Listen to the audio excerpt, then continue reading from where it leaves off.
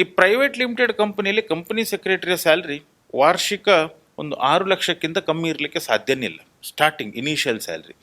ಅದೇ ಅವನಿಗೆ ಏನಾದರೂ ಲಿಸ್ಟೆಡ್ ಕಂಪನಿಯಲ್ಲಿ ಅಪಾಯಿಂಟ್ಮೆಂಟ್ ಆಯಿತು ಅಂತ ಹೇಳಿ ಆದರೆ salary minimum to minimum per year 12 ಲ್ಯಾಕ್ಗಿಂತ ಮೇಲೇನೆ ಇರ್ತದೆ. ಇದು ಲಿಸ್ಟೆಡ್ ಕಂಪನಿಯ ಪೇಮೆಂಟ್. ಎಂಪ್ಲಾಯ್ಮೆಂಟಿಂದ ರಿಟೈರ್ ಆದ ನಂತರ ಈ ಕೋರ್ಸಿಗೆ ಜಾಯಿನ್ ಆಗಿ ಕೋರ್ಸ್ ಮಾಡಿದವರು ಇದ್ದಾರೆ, ರಿಟೈರ್ಡ್ ಆಗಿ. ಅಭಿಜ್ಞಾ ಲಾ ಸಿರೀಸ್ ಯೂಟ್ಯೂಬ್ ಚಾನಲ್ಗೆ ನಿಮಗೆಲ್ರಿಗೂ ಸ್ವಾಗತ.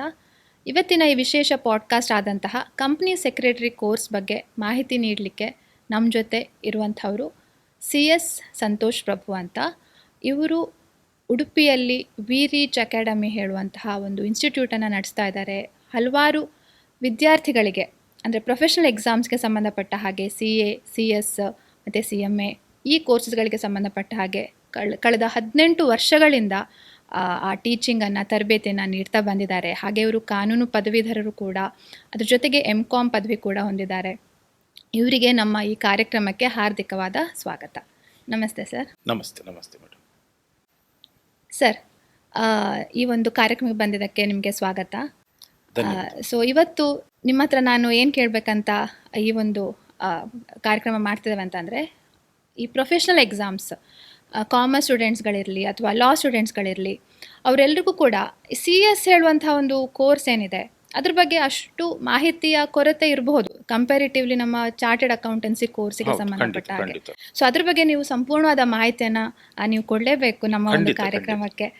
ಸಣ್ಣ ಸಣ್ಣ ವಿವರಗಳಿಂದ ಹಿಡಿದು ಸೊ ಅದಕ್ಕೆ ನೀವು ನಮ್ಮ ಈ ಕರೆಗೆ ಹೋಗೊಟ್ಟು ಬಂದಿದ್ದೀರಿ. ಅದಕ್ಕೆ ಪ್ರಪ್ರಥಮವಾಗಿ ತುಂಬ ಒಂದು ಹೃತ್ಪೂರ್ವಕವಾದ ಸ್ವಾಗತವನ್ನು ಹೇಳ್ತಾ, ಈ ಕಂಪ್ನಿ ಸೆಕ್ರೆಟರಿ ಕೋರ್ಸ್ ಅಂದರೆ ಏನು ಸರ್? ಫಸ್ಟ್ ಆಫ್ ಆಲ್ ಈ ಕಂಪನಿ ಸೆಕ್ರೆಟರಿ ಕೋರ್ಸ್ನ ಬಗ್ಗೆ ಹೇಳೋದಾದರೆ, ಇದು ಕೋರ್ಸ್ ಏನಿದೆ ಇದು ಕೇಂದ್ರ ಸರ್ಕಾರದ ಒಂದು ಸಂಸ್ಥೆ, institute of company secretaries of India.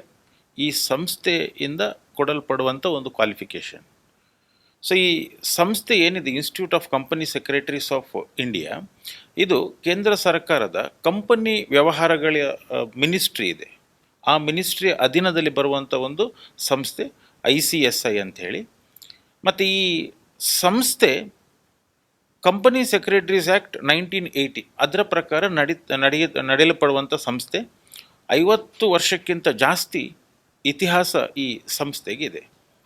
ಹಾಗಾದರೆ ಈ ಕಂಪನಿ ಸೆಕ್ರೆಟ್ರಿ ಎನ್ನುವಂಥ ಒಂದು ಪ್ರೊಫೆಷನ್ ಯಾಕೆ ಡೆವಲಪ್ ಆಯಿತು ಅಂತ, ಯಾಕೆ ಈ ಕಂಪನಿ ಸೆಕ್ರೆಟ್ರಿ ಒಂದು ಕಂಪನಿಗೆ ಬೇಕು ಅಂತ ಹೇಳಿ.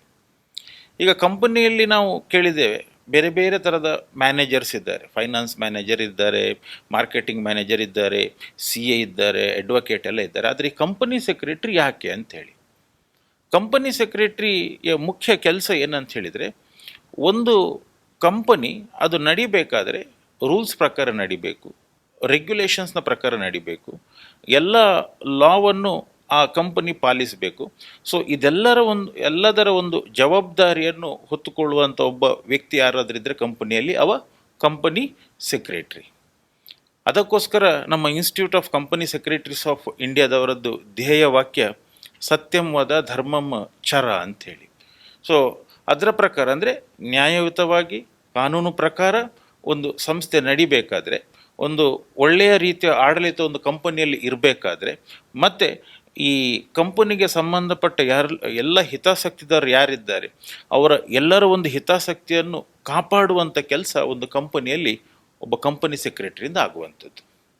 ಸೊ ಇದು ಕಂಪನಿ ಸೆಕ್ರೆಟರಿ ಒಂದು ಕಂಪನಿಗೆ ಯಾಕೆ ಬೇಕು ಅಂತ.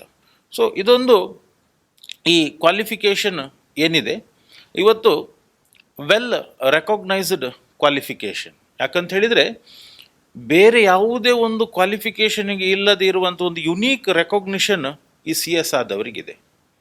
ಏನಂತ ಹೇಳಿದರೆ, ಬೇರೆ ಬೇರೆ ಕಾನೂನು ಪ್ರಕಾರ CS ಆದವನನ್ನು ಕಂಪನಿಯಲ್ಲಿ ಅಪಾಯಿಂಟ್ ಮಾಡಲೇಬೇಕು ಎನ್ನುವಂತಹ ಬೇರೆ ಬೇರೆ ಕಾನೂನಲ್ಲಿದೆ. ಉದಾಹರಣೆಗೆ ಈಗ ನಮ್ಮ ಕಂಪನಿ ಲಾದಲ್ಲಿ 10 ಕೋಟಿ ರೂಪಾಯಿ ಬಂಡವಾಳ ಇರುವಂಥ ಕಂಪನಿಯವರು ಒಬ್ಬ ಕಂಪನಿ ಸೆಕ್ರೆಟರಿಯನ್ನು ಅಪಾಯಿಂಟ್ ಮಾಡಲೇಬೇಕು. ಅದೇ ಥರ ಕಂಪನಿಯ ಶೇರ್ಸ್ ಏನಾದರೂ ಲಿಸ್ಟಿಂಗ್ ಆಗಿದ್ರೆ, ಅಂದರೆ ಸ್ಟಾಕ್ ಎಕ್ಸ್ಚೇಂಜಲ್ಲಿ ಅವರ ಶೇರ್ಸ್ ಟ್ರೇಡ್ ಆಗ್ತಾಯಿದ್ರೆ, ಲಿಸ್ಟಿಂಗ್ ಆಗಿರುವಂಥ ಪ್ರತಿಯೊಂದು ಕಂಪನಿಗೂ ಕಂಪನಿ ಸೆಕ್ರೆಟರಿ ಬೇಕು. ಸೊ ಈ ಥರ ಬೇರೆ ಬೇರೆ ಕಾನೂನಲ್ಲಿ ಕಂಪನಿ ಸೆಕ್ರೆಟರಿಯನ್ನು ಅಪಾಯಿಂಟ್ ಮಾಡಲೇಬೇಕು ಎನ್ನುವಂಥ ಒಂದು ಕಂಪಲ್ಸರಿ ಪ್ರೊವಿಷನ್ ಅದು ಯಾವುದಾದ್ರು ಇದ್ದರೆ CS ಕ್ವಾಲಿಫಿಕೇಷನಿಗೆ ಬಿಟ್ಟರೆ ಬೇರೆ ಯಾವುದೇ ಕ್ವಾಲಿಫಿಕೇಷನಿಗೆ ನನಗನ್ಸ್ತದೆ ಭಾರತ ದೇಶದಲ್ಲಿ ಇಲ್ಲ. ಸೊ ಹಾಗಾಗಿ ಅದೊಂದು ಯುನೀಕ್ ರೆಕಾಗ್ನಿಷನ್ ಇರುವಂಥ ಒಂದು ಕೋರ್ಸ್. Okay sir. ಸೊ ಹಾಗಿದ್ರೆ ಈಗ ನಾರ್ಮಲಿ ಏನು ಹೇಳ್ತಾರೆ ಅಂದರೆ ಈಗ ಸಾಫ್ಟ್ವೇರ್ ಇಂಜಿನಿಯರಿಂಗ್ ಇರಲಿ ಅಥವಾ ಬೇರೆ ಅದಕ್ಕೆ ಕೋರ್ಸಿಗೆ ಡಿಮಾಂಡ್ ಇದೆ, ಇಂಜಿನಿಯರಿಂಗ್ ಇದೆ ಅಥವಾ ಮೆಡಿಕಲ್ಗೆ, ಹಾಗೆ CS ಕೋರ್ಸಿಗೆ ಎಷ್ಟು ಮಟ್ಟಿಗೆ ಡಿಮಾಂಡ್ ಇದೆ ಸರ್? ಅದರ ಇಂಪಾರ್ಟೆನ್ಸ್ ಹೇಳಿದೆ, ಅದರ ಡಿಮಾಂಡ್ ಈಗ ನಾನು ಹೇಳಿದೆ 10 ಕೋಟಿ ರೂಪಾಯಿ ಬಂಡವಾಳ ಇರುವಂಥ ಕಂಪನಿಗಳಿಗೆ ಇವತ್ತು ಕಂಪನಿ ಸೆಕ್ರೆಟರಿ ಅಗತ್ಯ ಇದೆ ಅಂತ. ಅಂತಹ ಒಂದು ಕಂಪನಿಗಳ ಸಂಖ್ಯೆ ನಮ್ಮ ಭಾರತ ದೇಶದಲ್ಲಿ ಹತ್ರ 2 ಲಕ್ಷ ಇದೆ. ಅಂದರೆ ಆ ಕಾನೂನು ಏನಿದೆ ಆ ಕಾನೂನಿನ ಪ್ರಕಾರ ಇವತ್ತು 2 ಲಕ್ಷ ಕಂಪನಿ ಸೆಕ್ರೆಟರಿಗಳು ನಮಗೆ ಬೇಕು. ಆದರೆ ಇವತ್ತು ನಮ್ಮ ಭಾರತ ದೇಶದಲ್ಲಿರುವಂಥ ಕಂಪನಿ ಸೆಕ್ರೆಟರಿಗಳ ಸಂಖ್ಯೆ ಒಂದು 70,000 ಆಸ್ಪಾಸಲ್ಲಿದೆ. ಆ 70,000 ಆಸುಪಾಸಲ್ಲಿ ಎಲ್ಲರೂ ಕೂಡ ಇವತ್ತು ಎಂಪ್ಲಾಯ್ಮೆಂಟಿಗೆ ಹೋಗ್ತಾ ಇಲ್ಲ, ಅಂದರೆ ಕಂಪನಿ ಅಪಾಯಿಂಟ್ಮೆಂಟಿಗೆ ಹೋಗ್ತಾ ಇಲ್ಲ. ಕೆಲವರು ಅವರದ್ದೇ ಆದ ಓನ್ ಪ್ರಾಕ್ಟೀಸ್ ಮಾಡ್ತಾ ಇದ್ದಾರೆ, ಇಂಡಿಪೆಂಡೆಂಟ್ ಪ್ರಾಕ್ಟೀಸ್, ಅಂದರೆ ಅವರು ಎಲ್ಲೂ ಕೂಡ ಎಂಪ್ಲಾಯ್ಮೆಂಟಲ್ಲಿ ಇಲ್ಲ. ಎಂಪ್ಲಾಯ್ಮೆಂಟಿಗೆ ಸಾಧಾರಣ ನಮಗೆ ಸಿಗ್ತಿರುವಂಥವ್ರು ಒಂದು 35,000 ಜನ ಕಂಪನಿ ಸೆಕ್ರೆಟರಿಗಳಿದ್ದಾರೆ.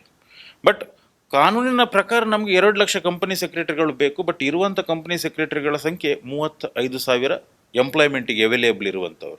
ಅಂದರೆ ಏನಿವತ್ತು ಅವೈಲೇಬಲ್ ಇದ್ದಾರೆ ಅದರ 7 to 8 ಟೈಮ್ಸ್ ಡಿಮಾಂಡ್ ಇವತ್ತು ಕಂಪನಿ ಸೆಕ್ರೆಟರಿಗಳಿಗೆ ಎಂಪ್ಲಾಯ್ಮೆಂಟಲ್ಲಿದೆ.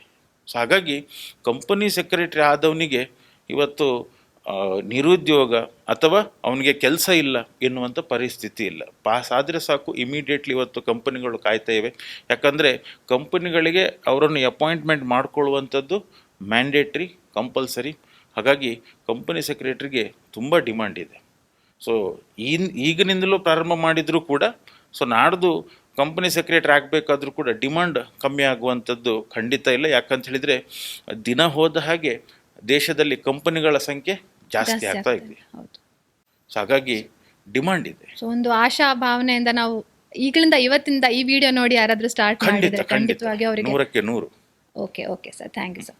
ಹಾಗಿದ್ರೆ ಈಗ ಈ ಇದು ಡಿಮಾಂಡ್ ಅಂತ ಹೇಳಿದ್ರು ಸರ್, ಹಾಗಿದ್ರೆ ಸ್ಯಾಲ್ರಿ ಸ್ಟ್ರಕ್ಚರ್ ಹೇಗೆ ಇರ್ಬೋದು ಸರ್? ಅಂದ್ರೆ ಈಗ ವಿದ್ಯಾರ್ಥಿಗಳಿಗೆ ಫಸ್ಟ್ ನಾವು ಯೋಚನೆ ಮಾಡುವಂಥದ್ದು ನಮ್ಗೆ ಎಷ್ಟು ಸ್ಯಾಲ್ರಿ ಬರುತ್ತೆ ಅಂತ ಯೋಚನೆ ಮಾಡ್ತಾರೆ ಆ ಕೋರ್ಸಿಗೆ ಹೋಗಿಂತ ಮೊದಲು.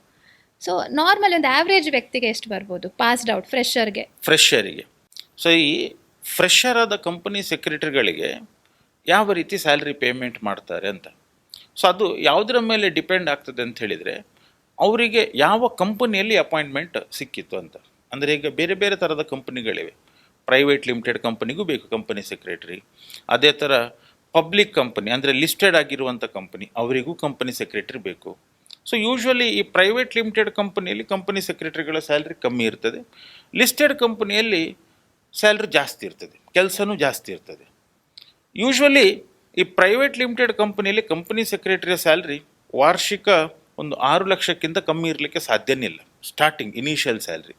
ಅದೇ ಅವನಿಗೆ ಏನಾದರೂ ಲಿಸ್ಟೆಡ್ ಕಂಪನಿಯಲ್ಲಿ ಅಪಾಯಿಂಟ್ಮೆಂಟ್ ಆಯಿತು ಅಂತ ಹೇಳಿ ಆದರೆ salary minimum to minimum per year 12 ಲ್ಯಾಕ್ಗಿಂತ ಮೇಲೇನೆ ಇರ್ತದೆ. ಇದು ಲಿಸ್ಟೆಡ್ ಕಂಪನಿಯ ಪೇಮೆಂಟ್ ಫ್ರೆಷರ್ಸಿಗೆ. ಇದು ಫ್ರೆಷರ್ಸಿಗೆ. ಮತ್ತು ಈ ಕಂಪನಿ ಸೆಕ್ರೆಟರಿಯ ಸ್ಯಾಲ್ರಿ ಇವತ್ತು ಅದು ಪಬ್ಲಿಕ್ ಇನ್ಫಾರ್ಮೇಷನ್. ಯಾಕೆ ಪಬ್ಲಿಕ್ ಇನ್ಫಾರ್ಮೇಷನ್ ಅಂತ ಹೇಳಿದರೆ ನಮ್ಮ ಕಂಪನಿ ಕಾನೂನಿನ ಪ್ರಕಾರ ಕಂಪನಿ ಸೆಕ್ರೆಟರಿಯನ್ನು ಕಂಪನಿ ಮ್ಯಾನೇಜ್ಮೆಂಟ್ನ ಪ್ರಮುಖ ವ್ಯಕ್ತಿ ಅಂಥೇಳಿ ಕನ್ಸಿಡರ್ ಮಾಡಿದ್ದಾರೆ. ಅಂದರೆ 4 ಹುದ್ದೆಗಳಿವೆ ನಮ್ಮ ಕಂಪನಿ ಕಾನೂನಿನ ಪ್ರಕಾರ. ಕಂಪನಿಯ ಮ್ಯಾನೇಜಿಂಗ್ ಡೈರೆಕ್ಟರ್, ಕಂಪನಿಯ ಚೀಫ್ ಎಕ್ಸಿಕ್ಯೂಟಿವ್ ಆಫೀಸರ್, ಕಂಪನಿಯ ಚೀಫ್ ಫೈನಾನ್ಷಿಯಲ್ ಆಫೀಸರ್ ಮತ್ತು ಈ ಕಂಪನಿಯ ಸೆಕ್ರೆಟರಿ. ಈ 4 ಜನರ ಸ್ಯಾಲ್ರಿಯನ್ನು ಪ್ರತಿಯೊಂದು ಕಂಪನಿಯವರು ಅವರ ಆ್ಯನ್ಯುವಲ್ ರಿಪೋರ್ಟಲ್ಲಿ ಡಿಸ್ಕ್ಲೋಸ್ ಮಾಡಲೇಬೇಕು. ಸೊ ಅಲ್ಲಿ ಡಿಸ್ಕ್ಲೋಸ್ ಮಾಡಬೇಕಾದ್ರೆ ಯಾವುದೇ ಸುಳ್ಳು ಮಾಹಿತಿ ಕೊಡೋ ಹಾಗಿಲ್ಲ. ಹಾಗಾಗಿ ನಿಮಗೆ ಕಂಪನಿ ಸೆಕ್ರೆಟರಿಯ ಅಥೆಂಟಿಕ್ ಸ್ಯಾಲ್ರಿ ಇನ್ಫಾರ್ಮೇಷನ್ ನಿಮಗೆ ಆ್ಯನ್ಯುವಲ್ ರಿಪೋರ್ಟ್ ನೋಡಿದರೆ ಸಿಗ್ತದೆ. ಸೊ ಯಾವುದಾದ್ರೂ ಒಂದು ಲಿಸ್ಟೆಡ್ ಕಂಪನಿಯ ಆ್ಯನ್ಯುವಲ್ ರಿಪೋರ್ಟನ್ನು ತೆಗೆದು ನೋಡಿ, ಯಾವುದೇ ಕಂಪನಿಯಲ್ಲೂ ಲಿಸ್ಟೆಡ್ ಕಂಪನಿಯಲ್ಲಿ ಕಂಪನಿ ಸೆಕ್ರೆಟರಿಯ ಸ್ಯಾಲ್ರಿ ವಾರ್ಷಿಕ 1 ಕೋಟಿಗಿಂತ ಕಮ್ಮಿ ಇರುವುದಿಲ್ಲ, ಅದಕ್ಕಿಂತ ಜಾಸ್ತಿನೇ ಇರ್ತದೆ.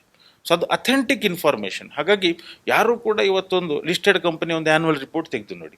ಅಂದರೆ ಲಿಸ್ಟೆಡ್ ಕಂಪ್ನಿಯಲ್ಲಿ ಒಬ್ಬ ಕಂಪನಿ ಸೆಕ್ರೆಟರಿ ಆಗಬೇಕಾದ್ರೆ ಒಂದು 10-12 ವರ್ಷ ಎಕ್ಸ್ಪೀರಿಯನ್ಸ್ ಆದ ನಂತರ ಆ ಲಿಸ್ಟೆಡ್ ಕಂಪನಿ ಸೆಕ್ರೆಟರಿ ಆಗ್ತಾನೆ. ಆವಾಗ ಈಗಿನ ಸ್ಯಾಲ್ರಿ ನಾನು ಹೇಳ್ತಿರುವಂಥದ್ದು 1 ಕೋಟಿಗಿಂತ ಕಮ್ಮಿ ಇರುವುದಿಲ್ಲ.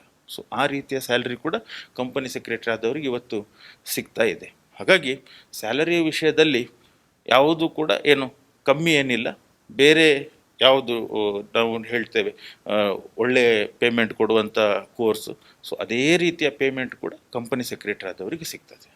Okay sir. ಸೊ ಹಾಗಿದ್ರೆ ಈಗ ಆಗಿರೋ ಮೇನ್ ವಿಷಯಕ್ಕೆ ಬರೋಣ. ಕಂಪ್ನಿ ಸೆಕ್ರೆಟರಿ ಕೋರ್ಸ್ ಹೇಗೆ ಜಾಯಿನ್ ಆಗಬೇಕು, ಎಲ್ಲಿ ಜಾಯಿನ್ ಆಗಬೇಕು, ಅಂದರೆ ಅದರದ್ದು ಹೇಗೆ ಸ್ಟಾರ್ಟಿಂಗ್ ಇಂಟ್ರಡಕ್ಷನ್ ಫಸ್ಟ್ ಇಂದ ಹೇಳಿ ಸರ್ ಯಾರಿಗೆ ಅಂತ. ನಮ್ಮ ದೇಶದಲ್ಲಿ ಕಂಪನಿ ಸೆಕ್ರೆಟರಿ ಕೋರ್ಸ್ ಏನಿದೆ, ಈ ಕ್ವಾಲಿಫಿಕೇಷನ್ ಏನಿದೆ, ಇದನ್ನು ಕೊಡಲಿಕ್ಕೆ ಅಥಾರಿಟಿ ಇರುವಂಥದ್ದು ಒಂದು ಸಂಸ್ಥೆಗೆ ಮಾತ್ರ, ಬೇರೆ ಯಾವುದೇ ವಿಶ್ವವಿದ್ಯಾನಿಲಯ ಇಲ್ಲ, ಯಾವುದೂ ಇಲ್ಲ. ನೀವು ಕಂಪನಿ ಸೆಕ್ರೆಟರಿ ಆಗಬೇಕಂತ ಹೇಳಿದರೆ ನೀವು ಜಾಯಿನ್ ಆಗಬೇಕಾಗಿರುವಂಥ institute of company secretaries of India, ICSI. So ಇವರು ಇದಕ್ಕೆ ಸಂಬಂಧಪಟ್ಟ ಪರೀಕ್ಷೆಗಳನ್ನು ಮಾಡ್ತಾರೆ. ಇದಕ್ಕೆ ಸಂಬಂಧಪಟ್ಟ ಪೂರ್ತಿ ನಿಮ್ಮ ಈ ಟ್ರೈನಿಂಗ್ ಸ್ಟ್ರಕ್ಚರ್ ಇರ್ಬೋದು ಎಲ್ಲವನ್ನೂ ಕೂಡ ನಿಯಂತ್ರಣ ಮಾಡುವಂಥದ್ದಿದೆ. ಅಂದರೆ ಈ ಕಂಪನಿ ಸೆಕ್ರೆಟರಿ ಏನು institute of company secretaries of India ಏನಿದೆ, ಇದರ ಮುಖ್ಯ ಉದ್ದೇಶ ಏನಂತ ಹೇಳಿದರೆ ನಮ್ಮ ದೇಶದಲ್ಲಿ ಕಂಪನಿ ಸೆಕ್ರೆಟರಿ ಎನ್ನುವಂಥ ಪ್ರೊಫೆಷನನ್ನು ಡೆವಲಪ್ ಮತ್ತು ರೆಗ್ಯುಲೇಟ್ ಮಾಡುವಂಥದ್ದು. ಸೊ ಹಾಗಾಗಿ ನೀವು ಕಂಪನಿ ಸೆಕ್ರೆಟರಿ ಕೋರ್ಸಿಗೆ ಅಡ್ಮಿಷನ್ ತಗೊಳ್ಳೋದಾದರೆ ನೀವು ಥ್ರೂ ICSI ರಿಜಿಸ್ಟರ್ ಆಗಬೇಕು. ಹಾಗಾದರೆ ಈ ಕಂಪನಿ ಸೆಕ್ರೆಟರಿ ಕೋರ್ಸ್ ರಿಜಿಸ್ಟರ್ ಆಗಬೇಕಾದ್ರೆ ಮಿನಿಮಮ್ ಕ್ವಾಲಿಫಿಕೇಷನ್ ಏನು ಅಂತ, ಎರಡು ರೀತಿಯಲ್ಲಿ ನೀವು ಈ ಕೋರ್ಸಿಗೆ ಎಂಟ್ರಿ ತಗೊಳ್ಬೋದು. ಒಂದು 12th ಪಾಸ್ ಆದ ನಂತರ, ಮತ್ತೊಂದು ಡಿಗ್ರಿ ಪಾಸ್ ಆದ ನಂತರ. ಸೊ ಈಗ ನಾನು 12th ಪಾಸ್ ಆದ ನಂತರ ಹೇಗೆ ಅಂತ ಹೇಳ್ತೇನೆ. ಈ 12th ಎಕ್ಸಾಮ್ಸ್ ಯಾರೆಲ್ಲ ಬರೀತಾ ಇದ್ದಾರೆ ಅವರೆಲ್ಲರೂ ಕೂಡ ಈ ಕಂಪನಿ ಸೆಕ್ರೆಟರಿಯ ಕೋರ್ಸ್ ಎಂಟ್ರ್ ಆಗಲಿಕ್ಕೆ ಎಲಿಜಿಬಲ್. ಬಟ್ 12th ಒಂದು ಕ್ವಶನ್ ಕೇಳ್ತೇನೆ. 12th ಅಂದ್ರೆ ಈಗ ಸೈನ್ಸ್ ಬ್ಯಾಕ್ಗ್ರೌಂಡ್ ಕಾಮರ್ಸ್ ಬ್ಯಾಕ್ಗ್ರೌಂಡ್ ಇರಬೇಕಾ? ಇದಕ್ಕೆ ನಮ್ಗೆ ಯಾವುದೇ ಇದಿಲ್ಲ. ಏನು ನೀವು ಸೈನ್ಸ್ನವರಾಗಿರ್ಬೋದು, ಕಾಮರ್ಸ್ನವರಾಗಿರ್ಬೋದು, ಆರ್ಟ್ಸ್ನವರಾಗಿರ್ಬೋದು, ಯಾವುದೇ ಸ್ಟ್ರೀಮ್ನವರು ಕೂಡ ಈ ಕೋರ್ಸಿಗೆ ಬರ್ಬೋದು. ನಾನು ಸುಮಾರಷ್ಟು ವಿದ್ಯಾರ್ಥಿಗಳನ್ನು ನೋಡಿದ್ದೇನೆ ಸೈನ್ಸ್ ಬ್ಯಾಕ್ಗ್ರೌಂಡಿಂದ ಬಂದವರು. ಸೈನ್ಸ್ ಬ್ಯಾಕ್ಗ್ರೌಂಡಿಂದೆಲ್ಲ ಕೆಲವೊಂದು ವಿದ್ಯಾರ್ಥಿಗಳು ಇಂಜಿನಿಯರಿಂಗ್ ಮುಗಿಸಿ ಈ ಕೋರ್ಸಿಗೆ ಬಂದು ಸಕ್ಸಸ್ ಆದವರು ಕೂಡ ಇದ್ದಾರೆ. ಸೊ ಹಾಗಾಗಿ ಇಂಥದ್ದೇ ಬ್ಯಾಕ್ಗ್ರೌಂಡ್ನವರು ಅಂತ ನಮ್ಮ ಇನ್ಸ್ಟಿಟ್ಯೂಟ್ನ ರೂಲ್ಸ್ ಹೇಳುವುದಿಲ್ಲ. ಬಟ್ ಕಾಮರ್ಸ್ ವಿದ್ಯಾರ್ಥಿಗಳು ಜಾಸ್ತಿಯಾಗಿ ಈ ಕೋರ್ಸನ್ನು ಪ್ರಿಫರ್ ಮಾಡ್ತಾರೆ. ಸೊ ಈಗ 12th ಪಾಸ್ ಆದ ನಂತರ ಅಥವಾ 12th ಎಕ್ಸಾಮ್ APR ಆದವರು ಕಂಪನಿ ಸೆಕ್ರೆಟರಿ ಪರೀಕ್ಷೆಗೆ ಎನ್ರೋಲ್ ಆಗ್ಬೋದು. ಮೊದಲನೇ ಹಂತದ ಪರೀಕ್ಷೆ, ಇದಕ್ಕೆ ನಾವು company secretary executive entrance test ಅಂತೇಳಿ ಕರಿತೇವೆ, ಅಂದರೆ ಫೌಂಡೇಶನ್ ಅಂತ. ಸೊ ಈ ಪರೀಕ್ಷೆ ನಮ್ಮ ಇನ್ಸ್ಟಿಟ್ಯೂಟ್ ವರ್ಷಕ್ಕೆ 4 ಸರ್ತಿ ನಡೆಸ್ತದೆ. ಜನವರಿ ತಿಂಗಳಲ್ಲಿ, ಮೇ ತಿಂಗಳಲ್ಲಿ, ಜುಲೈ ತಿಂಗಳಲ್ಲಿ ಮತ್ತು ನವಂಬರ್ ತಿಂಗಳಲ್ಲಿ. ಈ ಯಾವ ಪರೀಕ್ಷೆಗೆ ನೀವು ಅಪಿಯರ್ ಆಗಬೇಕಂತ ಹೇಳಿದ್ದೀರಿ ಅದರ 1 ತಿಂಗಳ ಹಿಂದೆ ನೀವು ಈ ಕೋರ್ಸಿಗೆ ರಿಜಿಸ್ಟರ್ ಆಗ್ಬೋದು. ಈಗ ಮೇ ತಿಂಗಳಾದರೆ ಏಪ್ರಿಲ್ 15 ತನಕ ಟೈಮ್ ಇದೆ. ಅದೇ ಜುಲೈ ತಿಂಗಳಿನ ಪರೀಕ್ಷೆ ಆದರೆ ಜೂನ್ 15 ತನಕ ಟೈಮ್ ಇದೆ. ಅದೇ ನವಂಬರ್ ತಿಂಗಳಾದರೆ ಅಕ್ಟೋಬರ್ 15ರವರೆಗೆ, ಜನವರಿ ತಿಂಗಳಾದರೆ ಡಿಸೆಂಬರ್ 15ರೊಳಗೆ ನೀವು ಜಾಯಿನ್ ಆಗ್ಬೋದು. ಸೊ ಈ ಕೋರ್ಸಿಗೆ ಜಾಯಿನ್ ಆಗಬೇಕಾದ್ರೆ ನಿಮಗೆ ತಗಲುವಂಥ ವೆಚ್ಚ ಏನಂತ ಹೇಳಿದರೆ, ನೀವು ಇನ್ಸ್ಟಿಟ್ಯೂಟಿಗೆ 2000 ರೂಪೀಸ್ ರಿಜಿಸ್ಟ್ರೇಷನ್ ಫೀಸ್ ಅಂತೇಳಿ ಕೊಡಬೇಕಾಗ್ತದೆ. ಇನ್ಸ್ಟಿಟ್ಯೂಟ್ ನಿಮಗೆ ಸ್ಟಡಿ ಮೆಟೀರಿಯಲ್ ಪ್ರೊವೈಡ್ ಮಾಡ್ತಾರೆ. ಮತ್ತು ಈ ಪರೀಕ್ಷೆ ಹೇಗೆ ನಡೀತದೆ ಅಂತ ಹೇಳಿದರೆ, ಸೊ ನೀವು ನಿಮ್ಮ ಎಲ್ಲಿ ಇರ್ತೀರ ಅಲ್ಲೇ ಇದ್ದುಕೊಂಡು ನೀವು ಪರೀಕ್ಷೆಯನ್ನು ಬರಿಬೋದು. ಯಾಕಂತ ಹೇಳಿದರೆ ಇದು ಆನ್ಲೈನ್ ಎಕ್ಸಾಮ್ ಆಗಿರೋದ್ರಿಂದಾಗಿ 200 ಮಾರ್ಕಿದ್ದು ಪರೀಕ್ಷೆ. 200 ಮಾರ್ಕಿಗೆ ನೀವು ಯಾವುದೆಲ್ಲ ಸಬ್ಜೆಕ್ಟ್ನ ಮೇಲೆ ಪ್ರಿಪೇರ್ ಆಗಬೇಕಂತ ಹೇಳಿದರೆ, ಈ ಎಕನಾಮಿಕ್ಸ್, ಬಿಸ್ನೆಸ್ ಎನ್ವೈರ್ನ್ಮೆಂಟ್, ಲಾ ಮತ್ತು ರೀಸನಿಂಗ್, ಸ್ವಲ್ಪ ಮ್ಯಾಥ್ಸ್ ಇದೆ. So 200 mark. ಎಲ್ಲ ಕ್ವಶನ್ಸ್ ಕೂಡ ಮಲ್ಟಿಪಲ್ ಚಾಯ್ಸ್ ಕ್ವಶನ್ಸ್. ಒಂದು ಕ್ವಶನಿಗೆ 4 ಆಪ್ಷನ್ ಇರ್ತದೆ. ಕರೆಕ್ಟ್ ಆನ್ಸರ್ ಆದರೆ ನಿಮಗೆ ಮಾರ್ಕ್ ಸಿಗ್ತದೆ, ನೆಗೆಟಿವ್ ಮಾರ್ಕ್ ಇಲ್ಲ. ಮತ್ತು ಪಾಸ್ ಆಗಬೇಕಾದ್ರೆ ನೀವು 50% ಮಾರ್ಕ್ ತಗೊಳ್ಬೇಕು. ಅಂದರೆ 200ರಲ್ಲಿ 100 ಮಾರ್ಕ್ ಬಂದಿರಬೇಕು. ಮತ್ತು ಪ್ರತಿಯೊಂದು ಸಬ್ಜೆಕ್ಟ್, 4 ಸಬ್ಜೆಕ್ಟ್ ಮಾಡಿದ್ದಾರೆ ಅವರು, ಆ ಸಬ್ಜೆಕ್ಟಲ್ಲಿ ನಿಮ್ಮ ಮಾರ್ಕ್ 40%ಗಿಂತ ಕಮ್ಮಿ ಆಗಬಾರ್ದು. ಸೊ ಅದಿಷ್ಟು ಕ್ರೈಟೀರಿಯಾ ಫುಲ್ಫಿಲ್ ಆದರೆ ನೀವು ಈ CSET ಪರೀಕ್ಷೆ ಪಾಸ್ ಆದ ಹಾಗೆ. ಸೊ ಒಳ್ಳೆ ರಿಸಲ್ಟ್ ಇದೆ. CSET ಪರೀಕ್ಷೆಯಲ್ಲಿ ಸಾಧಾರಣ ಎಷ್ಟು ಜನ ಪರೀಕ್ಷೆ ತಗೊಳ್ತಾರೆ ಅದರಲ್ಲೊಂದು 65% ಜನ ಇವತ್ತು ಕ್ಲಿಯರ್ ಆಗ್ತಾ ಇದ್ದಾರೆ. ಸೊ ಇದು ಮೊದಲನೇ ಹಂತ, PUC ಪಾಸ್ ಆದವರಿಗೆ. ಸೊ ಇದು ಪಾಸ್ ಆಯಿತು. ಇದು ಪಾಸ್ ಆದ ನಂತರ ಮುಂದೆ ಬರುವಂಥದ್ದು ಕಂಪನಿ ಸೆಕ್ರೆಟರಿ ಎಕ್ಸಿಕ್ಯೂಟಿವ್ ಪರೀಕ್ಷೆ ಅಂತ. ಇದು ಮಾತ್ರ ಎಕ್ಸಾಮ್ ಸೆಂಟ್ರಲ್ಲಿ ನಡೆಯುವಂಥದ್ದು. ಸೊ ನಮ್ಮ ದೇಶದ ಒಂದು 80 ಕಡೆ ಎಕ್ಸಾಮ್ ಸೆಂಟರ್ ಇದೆ. ನಮ್ಮ ದೇಶ ಅಲ್ಲದೆ ವಿದೇಶಗಳಲ್ಲೂ ಕೂಡ ಎಕ್ಸಾಮ್ ಸೆಂಟರ್ಸ್ ಉಂಟು. ನಮ್ಮ ಇನ್ಸ್ಟಿಟ್ಯೂಟ್ನವರು ಅದಕ್ಕೆಲ್ಲ ವ್ಯವಸ್ಥೆ ಮಾಡಿದ್ದಾರೆ. ಸೊ ನೀವು ಆ ಎಕ್ಸಾಮ್ ಸೆಂಟ್ರಿಗೆ ಹೋಗಿ ಪರೀಕ್ಷೆ ಬರೀಬೇಕು. ಬಟ್ ಪರೀಕ್ಷೆಗೆ ಹೋಗಬೇಕಾದ್ರೆ ಫಸ್ಟಿಗೆ ನೀವು ಈ ಎಕ್ಸಿಕ್ಯೂಟಿವ್ ಪರೀಕ್ಷೆಗೆ ನೀವು ರಿಜಿಸ್ಟ್ರೇಷನ್ ಆಗಬೇಕು. ಸೊ ಎಕ್ಸಿಕ್ಯೂಟಿವ್ ಪರೀಕ್ಷೆಗೆ ರಿಜಿಸ್ಟ್ರೇಷನ್ ಆಗಬೇಕಾದ್ರೆ ಅದಕ್ಕೆ ಎಷ್ಟು ಖರ್ಚು ಬೀಳ್ತದೆ ಅಂತ. ಸೊ ಇಲ್ಲಿ ಎಕ್ಸಿಕ್ಯೂಟಿವ್ಗೆ ಬರಬೇಕಾದ್ರೆ 2 ರೀತಿಯ ಸ್ಟೂಡೆಂಟ್ಸ್ನವರು ಎನ್ರೋಲ್ ಆಗ್ಬೋದು. ಅದು 2 ರೀತಿ ಯಾವುದಂತ ಹೇಳಿದರೆ, ಒಂದು ಈ CSEET ಪಾಸ್ ಆದವರು, ಮತ್ತೊಂದು ಡಿಗ್ರಿ ಪಾಸ್ ಆದವರು. ಬಟ್ ಡಿಗ್ರಿ ಪಾಸ್ ಆದವರು ಅಂದರೆ ಡಿಗ್ರಿಯಲ್ಲಿ 50% ಮಾರ್ಕ್ ಬಂದಿರಬೇಕು. ಅದು ಯಾವುದೇ ಸ್ಟ್ರೀಮ್ ಆಗಿರಲಿ, ಆರ್ಟ್ಸ್ ಆಗಿರಲಿ, ಕಾಮರ್ಸ್ ಆಗಿರಲಿ, ಸೈನ್ಸ್ ಆಗಿರಲಿ, ಲಾ ಆಗಿರಲಿ, ಈವನ್ ನಿಮ್ಮ ಮೆಡಿಸಿನ್ ಆಗಿರಲಿ. ಬಟ್ ಡಿಗ್ರಿ ಆದವರು ಅವರಿಗೆ 50% ಮಾರ್ಕ್ ಇದ್ದರೆ ಸೊ ಅವರು ಎಕ್ಸಿಕ್ಯೂಟಿವ್ಗೆ ಜಾಯ್ನ್ ಆಗ್ಬೋದು. ಸೊ ಅದು ನಾನು ಡೈರೆಕ್ಟ್ ಎಂಟ್ರಿ ಅಂತ ನಾನು ಏನು ಆರ್ಟ್ಸ್ನವರು ಕೂಡ ತಗೊಳ್ಬೋದು. ಆರ್ಟ್ಸ್ನವರು ಕೂಡ ತಗೊಳ್ಬೋದು, ಯಾವುದೇ ಇದಿಲ್ಲ. ಅಂದರೆ ಗ್ರ್ಯಾಜುಯೇಷನ್ ಅಂತ ಅಷ್ಟೇ. ಸೊ CS ಎಕ್ಸಿಕ್ಯೂಟಿವ್ಗೆ ನೀವು ಎನ್ರೋಲ್ ಆಗಬೇಕಾದ್ರೆ ಈ CSEET ಪಾಸ್ ಆಗಿ ಯಾರು ಬಂದಿದ್ದಾರೆ ಅವರಿಗೆ 10,100 ರೂಪಾಯಿ ಫೀಸ್. ಅದೇ ಗ್ರ್ಯಾಜುಯೇಟ್ ಆಗಿ ಯಾರು ಜಾಯ್ನ್ ಆಗಬೇಕಂತ ಹೇಳಿದ್ದಾರೆ ಅವರಿಗೆ ರಿಜಿಸ್ಟ್ರೇಷನ್ ಫೀಸ್ 15,100 ರೂಪಾಯಿ ಆಗ್ತದೆ. ಒಂದು ಸ್ವಲ್ಪ ವ್ಯತ್ಯಾಸ ಇದೆ, ಒಂದು 5,000 ರೂಪಾಯಿ ಜಾಸ್ತಿ ಪೇಮೆಂಟ್ ಮಾಡಬೇಕು. ಸೊ ಇಲ್ಲಿ ಪರೀಕ್ಷೆ ಇದರಲ್ಲಿ 7 ಪೇಪರ್ಸ್ ಬರ್ತದೆ. ಇಲ್ಲಿ 4 ಒಂದು ಗ್ರೂಪಲ್ಲಿ ಬರ್ತದೆ, 3 ಮತ್ತೊಂದು ಗ್ರೂಪಲ್ಲಿ ಬರ್ತದೆ. ಅಂದರೆ ಈಗ ಏನು ಎಕ್ಸಿಕ್ಯೂಟಿವ್ಗೆ ಬರಬೇಕಾದ್ರೆ ಅವರು ಪೇಪರನ್ನು ಏನು ಮಾಡಿದ್ದಾರೆ ಅಂತ ಹೇಳಿದರೆ ಗ್ರೂಪ್ ವೈಸ್ ಕ್ಲಾಸಿಫೈ ಮಾಡಿದ್ದಾರೆ. ಒಂದು ಫಸ್ಟ್ ಗ್ರೂಪಲ್ಲಿ 4, ಸೆಕೆಂಡ್ ಗ್ರೂಪಲ್ಲಿ 3. ಸೊ ಈಗ ಫಸ್ಟ್ ಗ್ರೂಪಲ್ಲಿ ಬರುವಂಥದ್ದು ಈ 4 ಪೇಪರ್ಸ್. ಒಂದು ಜ್ಯೂರಿಸ್ಪ್ರುಡೆನ್ಸ್ ಜನರಲ್ ಲಾ ಅಂಥೇಳಿ, ಕಂಪನಿ ಲಾ ಅಂಥೇಳಿ 2ನೇ ಪೇಪರ್, 3ನೇ paper setting up of business entities ಅಂತ, 4ನೇ ಪೇಪರ್ ಅಕೌಂಟಿಂಗ್ ಮತ್ತು ಫೈನಾನ್ಷಿಯಲ್ ಮ್ಯಾನೇಜ್ಮೆಂಟ್ ಅಂತ. ಅದೇ ಸೆಕೆಂಡ್ ಗ್ರೂಪಲ್ಲಿ capital market and securities law ಮತ್ತು ಎಕನಾಮಿಕ್ ಆ್ಯಂಡ್ ಬಿಸ್ನೆಸ್ ಲಾ ಅಂಥೇಳಿ, 3ನೇ ಪೇಪರ್ ಟ್ಯಾಕ್ಸೇಷನ್ ಲಾ ಅಂಥೇಳಿ. ಮತ್ತು ಎಲ್ಲವೂ ಕೂಡ descriptive. Passing criteria same. Once again 50% average mark ಬಂದಿರಬೇಕು, 40 ಮಾರ್ಕ್ ಮಿನಿಮಮ್ ಇರಬೇಕು ಎಲ್ಲ ಪೇಪರಲ್ಲಿ. ಸೊ ನೀವು ಎಕ್ಸಿಕ್ಯೂಟಿವ್ ಪಾಸ್ ಆದರೆ ಮುಂದೆ ಬರುವಂಥದ್ದು ಏನಂತ ಹೇಳಿದರೆ 21 ತಿಂಗಳು ಟ್ರೈನಿಂಗಿಗೆ ಹೋಗಬೇಕು. 21 ಮಂತ್ಸ್ ಟ್ರೈನಿಂಗ್. ಸೊ ಈ 21 ಮಂತ್ಸ್ ಟ್ರೈನಿಂಗಿಗೂ ಕೂಡ ಆಪ್ಷನ್ ಇದೆ ಸ್ಟೂಡೆಂಟ್ಸ್ನವರಿಗೆ.